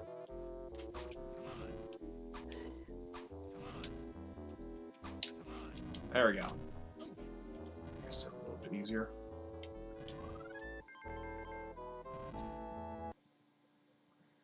I was way too mad at that point. I don't blame you. So, considering Gorilla Grodd was defeated, Batman and them save Gorilla Grodd because he gets kicked out of the castle. And Gorilla Grodd gives Damien a flute so that way he can control monkeys. So what Gorilla Grodd was using was a flute to control monkeys. The monkeys that are summoned by the flute. This is where the movie gets really silly. As if it already hasn't been. The monkey army, controlled by the flute, beats the robot. Stands up and, like, actually, you know, takes on the giant castle robot mech thing that's been combined together by the monkeys combining themselves together to create a giant monkey. It is it is so stupid. It is really silly and stupid. But it gets worse. Actually, I gotta take a drink before we get any further here. Actually, we call the stream we complain about Ninja Batman. But here we are. So, Joker's robot thing, whatever it is, has a fire cannon in it and goes using the monkeys. Oh boy, does it ever. Goes to use it on the monkeys. Monkeys aren't really that fire resistant. But oh boy, bats come in. A huge swarm of bats come in to save the monkeys, the giant monkeys, because bats are apparently fire resistant. And then they combined with the monkeys? They fucking combined with the monkeys to create a giant Batman. Like, just straight up, it's fucking Batman, but it's a giant that is created by a culmination of bats and monkeys working together in harmony. It is so silly. When it was happening, I'm just like, no, really? There's a lot of things in this movie that just happen, and you don't believe that they actually happened until you've seen the film for yourself. I think that's just one of the big moments right there, where it's just like, a bunch of monkeys and bats combined together to create a giant Batman.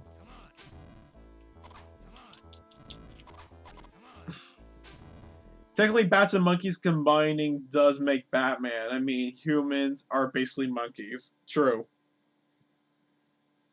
Very, very true. It's really silly to see.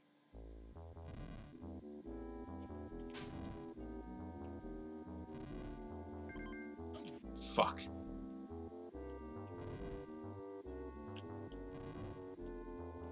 Hold on. No. Gotta jump back up this. So, Batman and crew. I didn't even jump. Get on the giant Batman, and we get like this, like, oh my god, I'm just being really impatient apparently. We get like one of those like quick cut yelling sequences between Batman and Joker where they're yelling at each other. So it's, you know, it cuts quickly between the two till it's like, ah! Like you see it in a Dragon Ball like all the fucking time. And then Batman, like, the bat thing giant punches the robot. It punches the robot. Fucking, they take out the Joker, and they stop the robot and everything. And at this point, I made a note. as to like why is this film still going on? It should be over, you know, very soon. Because by this point they've stopped the Joker. There's oh my god, what happened? I paused the game and apparently I fell.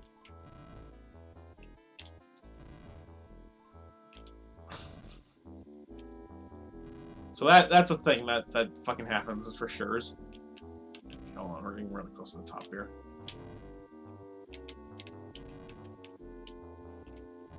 Like nothing more than no. There's what? Don't worry, we're almost through my notes.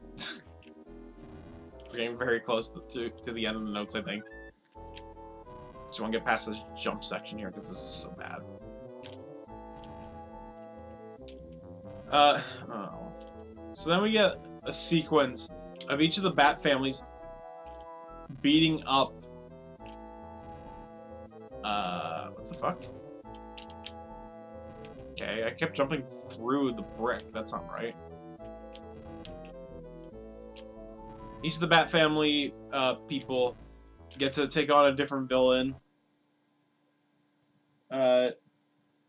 Oh, this is where we find out that Joker and Harley hypnotize themselves to try and trick Batman into thinking that they had lost their memories. So, like, there's this weird amount of, like, foresight planning that doesn't make any sense. I think I wanted to make a note of how dumb that was.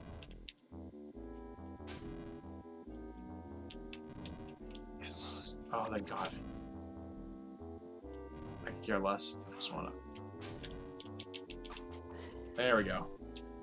Oh, okay, so yeah, that was really dumb. We get a final fight scene. So, you know, before this, there's the fight scene between each of them taking on the different villains. For the most part, a lot of it is just kind of, like, glossed over. To the point where, like, really, it's just them being like, you know, I'm gonna beat you up, Penguin! And then, like, that's kind of it for, like, that fight scene. And it's like, you know, I'm gonna beat you up, Poison Ivy. That's it for that fight scene. Like, the most attention given is, like, Catwoman and Harley Quinn and Batman and Joker, and that's kind of it.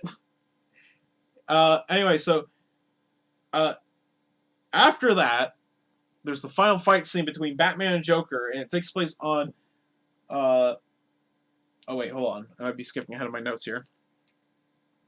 Oh my god, I even wrote here that villain, like, each of them taking on the villain was the final fight scene.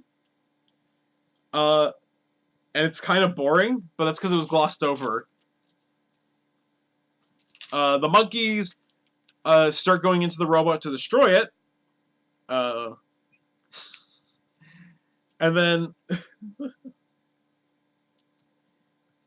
Wait, hold on, where are my notes here? So, the monkeys go in to destroy the robot. Then Joker and Batman have a fight on the roof with swords. They duel each other on the swords of the castle, on the roof of the castle robot thing. I made a note that this fight, which is the final one, visually is a lot better looking, but that's because it's more coherent, and focus on just that. Joker gets crazier. Oh my god, we got 9 of these to go through. Well, now we don't.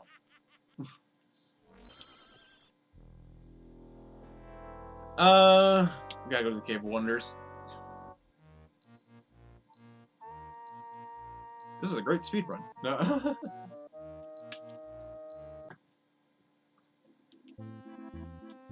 Hit the statue. Oh, I gotta do that, and I can climb these.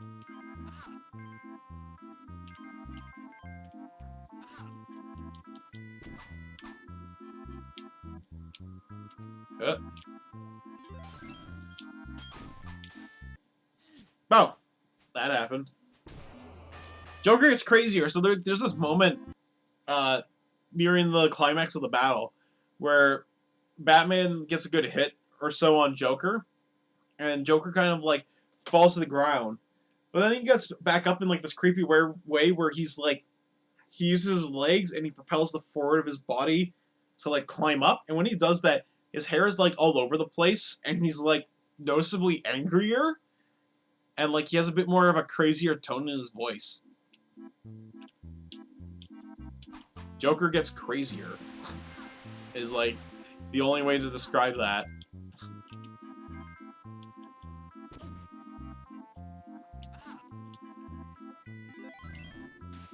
Fuck you, fish.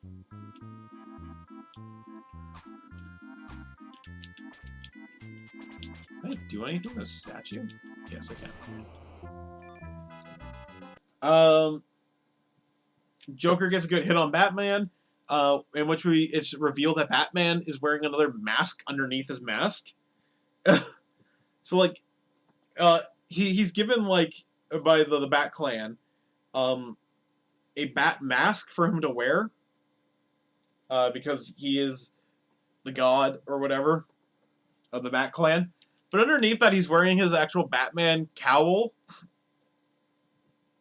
or mask and cowl, or whatever it's called. So it's just really silly that, like, underneath it, there's another Batman mask. I made a rather important note here, and I need to show this one to you guys, so you can get it on camera here. The note just quite honestly and simply says, why is this still going on? Why is this movie still going? Oh, God. Like, it feels like the movie should have ended, because there was a natural ending that was met, but no, it's still going. And they decide to also play the, oh no, Batman is dead. So yeah, after Batman's mask cracks, they try to play like the, oh no, Batman's dead, because he gets like stabbed with something, like with a piece of the sword or whatever. But he's not dead, because he knows Batman ninjutsu. And I'm sorry, hold on.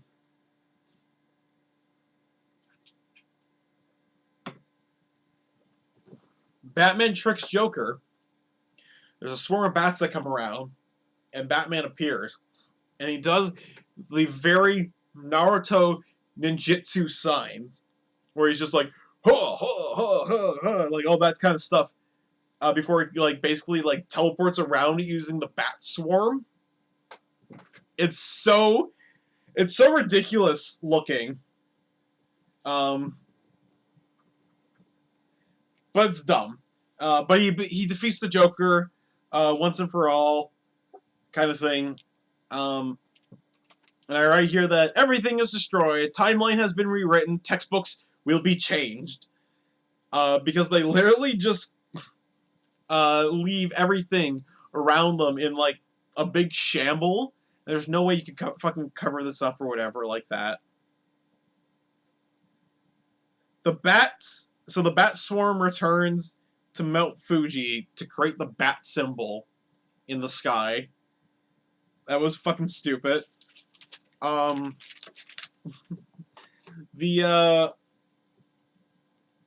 cast returns back to Gotham City with like everything else, and there's this really good ending epilogue that happens during like the credits, where you see you know, them handing the villains off to Commissioner Gordon, and like Commissioner Gordon just being like, giving like this face like, what the fuck? Why are you guys look like this? What the hell happened?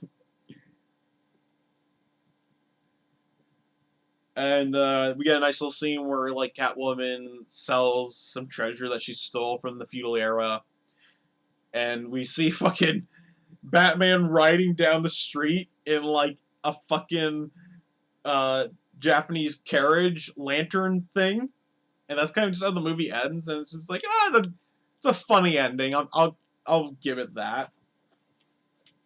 And then we get to hear the fucking villain rap song again. And that's the movie. Give me a sec here to do a little bit of game, and then we're going to talk about the voice cast.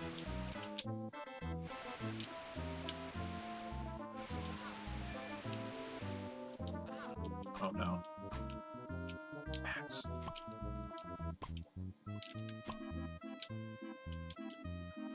This is...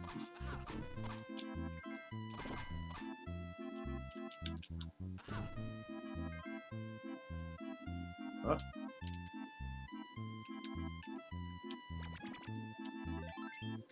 That helps.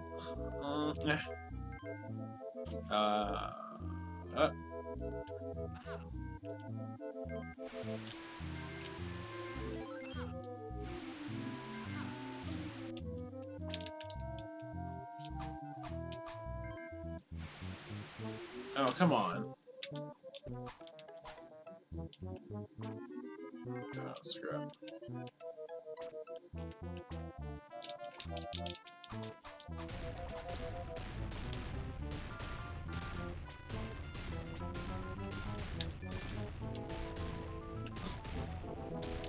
What is happening up here? What are we getting ourselves into? I just... No, can't pop that. Someone's throwing rocks down. Can I... Ghost?! What?!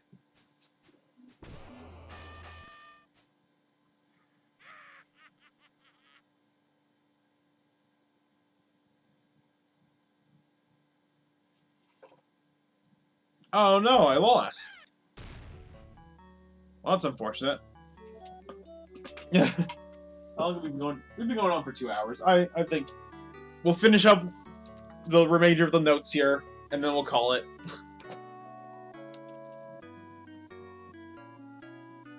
I hope you guys enjoyed, like, Aladdin being interrupted as I read through notes. It was kind of literally, like, background noise to this. If I ever do this again, I gotta, like, rethink what I'm gonna say. Or have, like, the notes propped up or something like that, so, like, I don't have to pause. Yeah, it was interesting. I do want to do it, so I like talking about movies. But I have to find, like, a better format to do it. So we'll finish this up here, because I do have a few things left. Hey, here's a level we never got to do. Thank God. The carpet. Batman Ninja was more important, and if you're coming to my stream to watch Aladdin, there's better people who play this game. So, within Batman Ninja, the voice cast is, like, fairly interesting. So, off the bat, I mean, Tara Strong was voiced Ivy and Harley. That makes sense. She's done those characters before. Grey Griffin was Catwoman. Once again, she's done that character before, and she did a really good job. Batman was voiced by Roger Craig Smith. And as Chris mentioned, he does Chris Redfield in the Resident Evil games. Though I recognize that name because he is the current voice of Sonic the Hedgehog. Ever since the Sonic Boom series, I believe, is when he's been doing the voice of Sonic. Hey, here's someone playing the Apu minigame better than I did.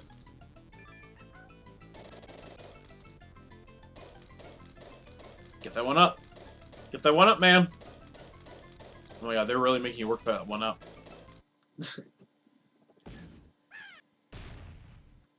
So that's a weird thing. The Penguin was voiced by Tom Kenny. And obviously, if you don't know who Tom Kenny is, he is the voice of SpongeBob. Though I will always know him as the voice of Spyro from the original Spyro the Dragon.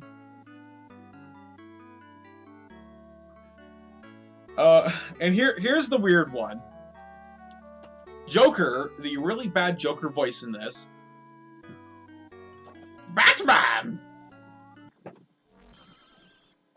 Was done by Tony Hale. And a lot of people might recognize that name because he plays Buster Bluth in Arrested Development.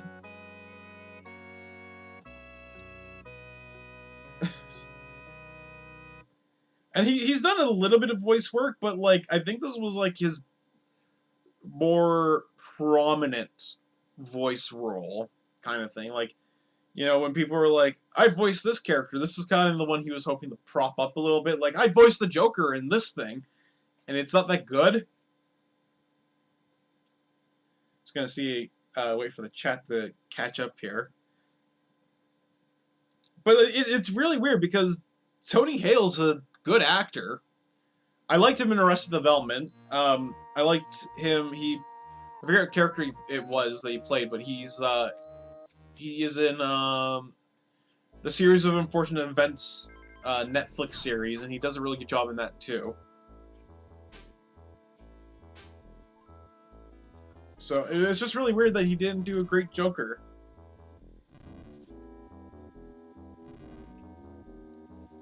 And wait, do I got another page of notes here? Okay.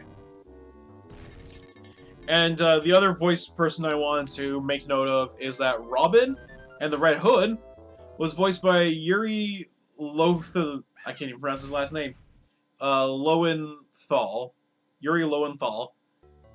Which most people might know him as the voice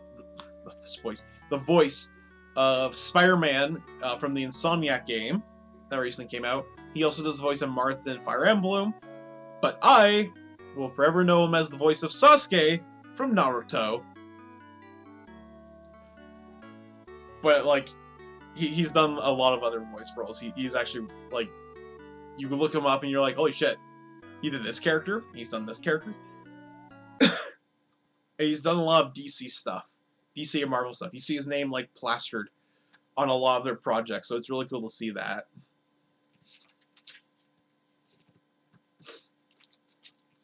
So, I don't know. No, okay, this is my final page of notes here. So, like, I just want to reiterate, like, Batman Ninja is a film that is 85 minutes long, felt shorter, because of how fucking the weirdly pacing issues are within the film and how fast they go through everything, like at a breakneck speed, with only like one, maybe 2 moments for you to breathe. And one of those moments is in the most like hideous looking scene possible. Other villains, like I said, felt underused or weren't used at all. The fact that you guys forgot that Bane was in it shows like how just like they put Bane in this movie and they don't use him at all. Why? They use him for like one joke essentially. It's like sumo wrestlers in Japan. We connect those things together.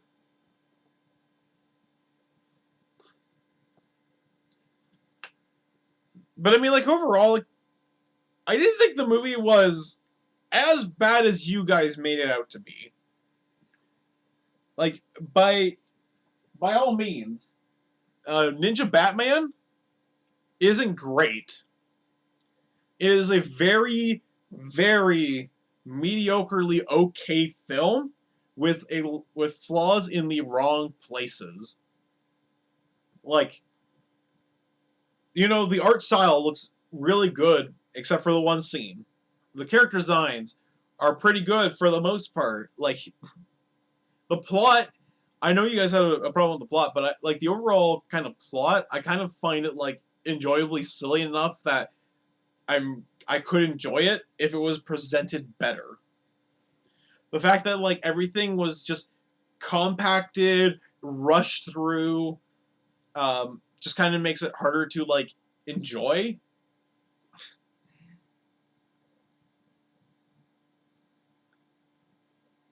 It's still DC's worst animated film of the last few years. I could give it that. I definitely give it that. Not that I've seen all of DC's animated films, especially recently. Like, I've seen a handful of them. And this one is a little underwhelming, but I'm willing to chalk that up also to the fact that I was looking forward to actually watching it. when we originally saw the trailers for it. But I believe, if I'm not mistaken, this film came out after Gotham by Gaslight, which I enjoyed. Gotham by Gaslight. And then before that was Batman and Harley, which I enjoyed for the most part. Actually, I think I actually really enjoyed that film. I know a lot of people apparently didn't like Batman and Harley.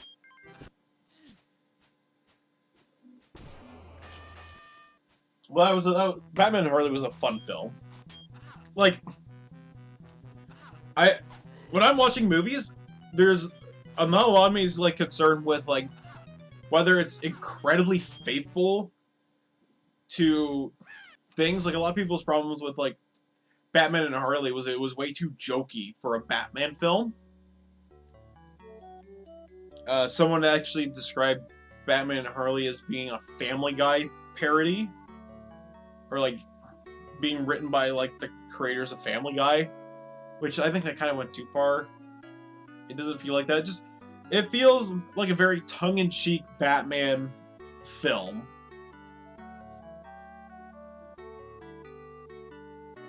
And then Gotham by Gaslight was just interesting overall to watch. And I would recommend watching Batman by Gaslight blind. Like, don't like go into it looking at like plot synopsis or any details about it. Because it kind of ruins one of the fun parts about it, and it's its mystery as to who the killer is, or who Jack the Ripper is.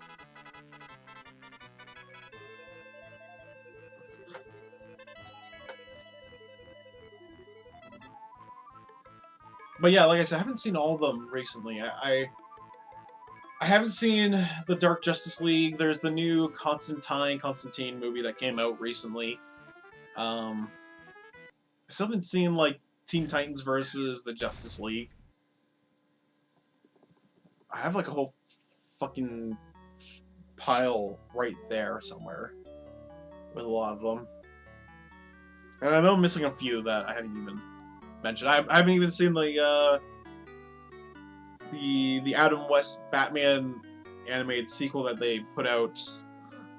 Was it last year or the year before that? I think it was the year before that. But yeah, Batman Ninja's kind of underwhelming. I think its biggest crime is it had like an interesting premise, and it was just kind of fumbled, like greatly. It could have been great. It could have been something. It could have been a contender. But it isn't.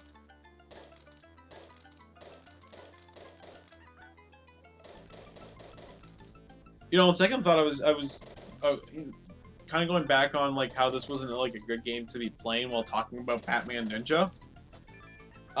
It's actually a good one to be doing because there's not like a lot of like interesting things to talk about with the Aladdin games, because everyone kind of knows about it, and it's kind of a very good Disney platformer for the most part. There are a few stupid things, as we saw. I'm pretty sure like the NES version's the better one, but it's not bad. We will be seeing a lot worse, and we've seen a lot worse. That Tailspin one is terrible. Anyways, that was that. Unless Chris and/or Laura have anything to add, whether it's related to this Aladdin game or Batman Ninja, now's your time.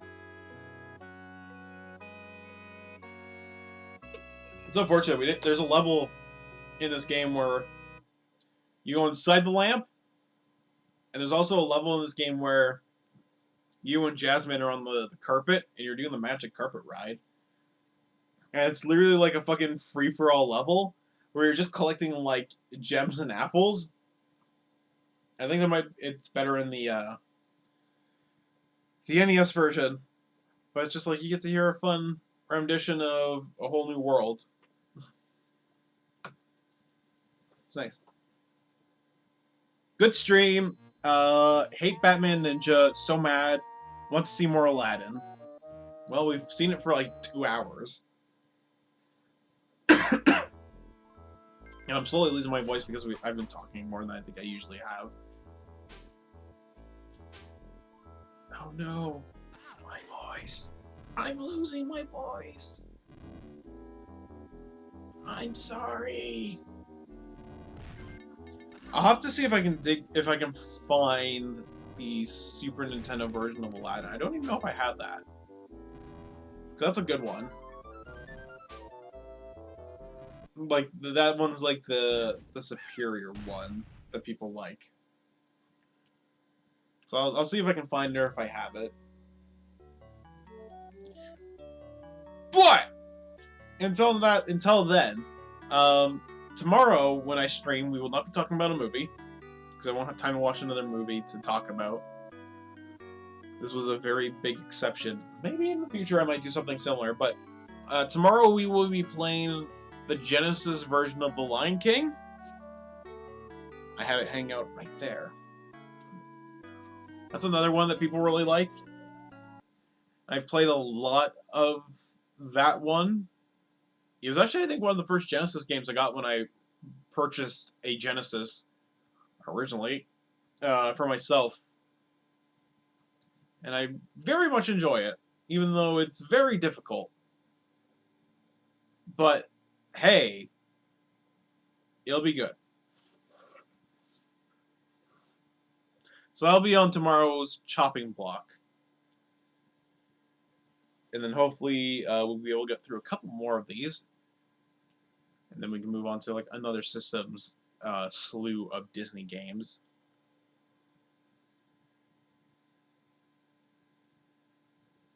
So yeah. You guys seem to be all talked out. I think with that said, as these credits scroll by for the second time, I just want to say thank you for coming into the stream. Thank you for watching. If for some reason you decided to stay till the end, as like I haphazardly played Aladdin and haphazardly talk about Batman Ninja, thanks. I know Chris and Laura were fine with it because this is something they wanted me to do to begin with, was to talk about the movie. And I can guarantee on Tuesday, when I see you, Chris, we'll probably briefly talk about it more. Because we're just that, you know, bad at communicating other things that have nothing to do with anything that isn't media related. I don't know. I don't think there's anything wrong with people who have conversations about nothing but media that is consumed, because that's a very important thing to talk about, is what kind of media as a society we like to consume.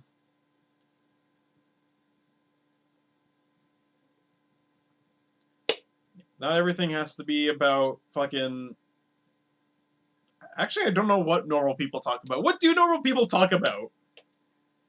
Because anyone I talk to, we always end up just talking about, like, media and the way we, like, view it and consume it, essentially.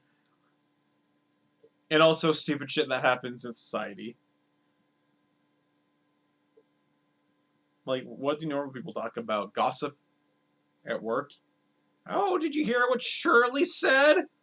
What Shirley said at work the other day about Bradley?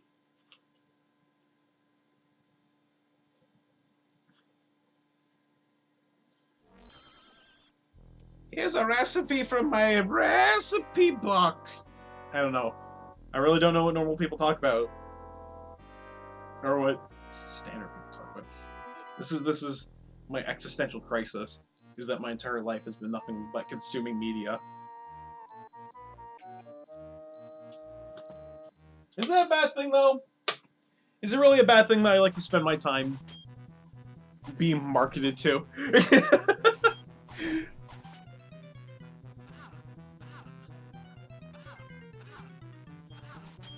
Anyways, I will end it now. So yeah, thank you for watching, thank you for joining in, and until next time, keep on gaming! Woo! I need to recover my voice for tomorrow! Yay!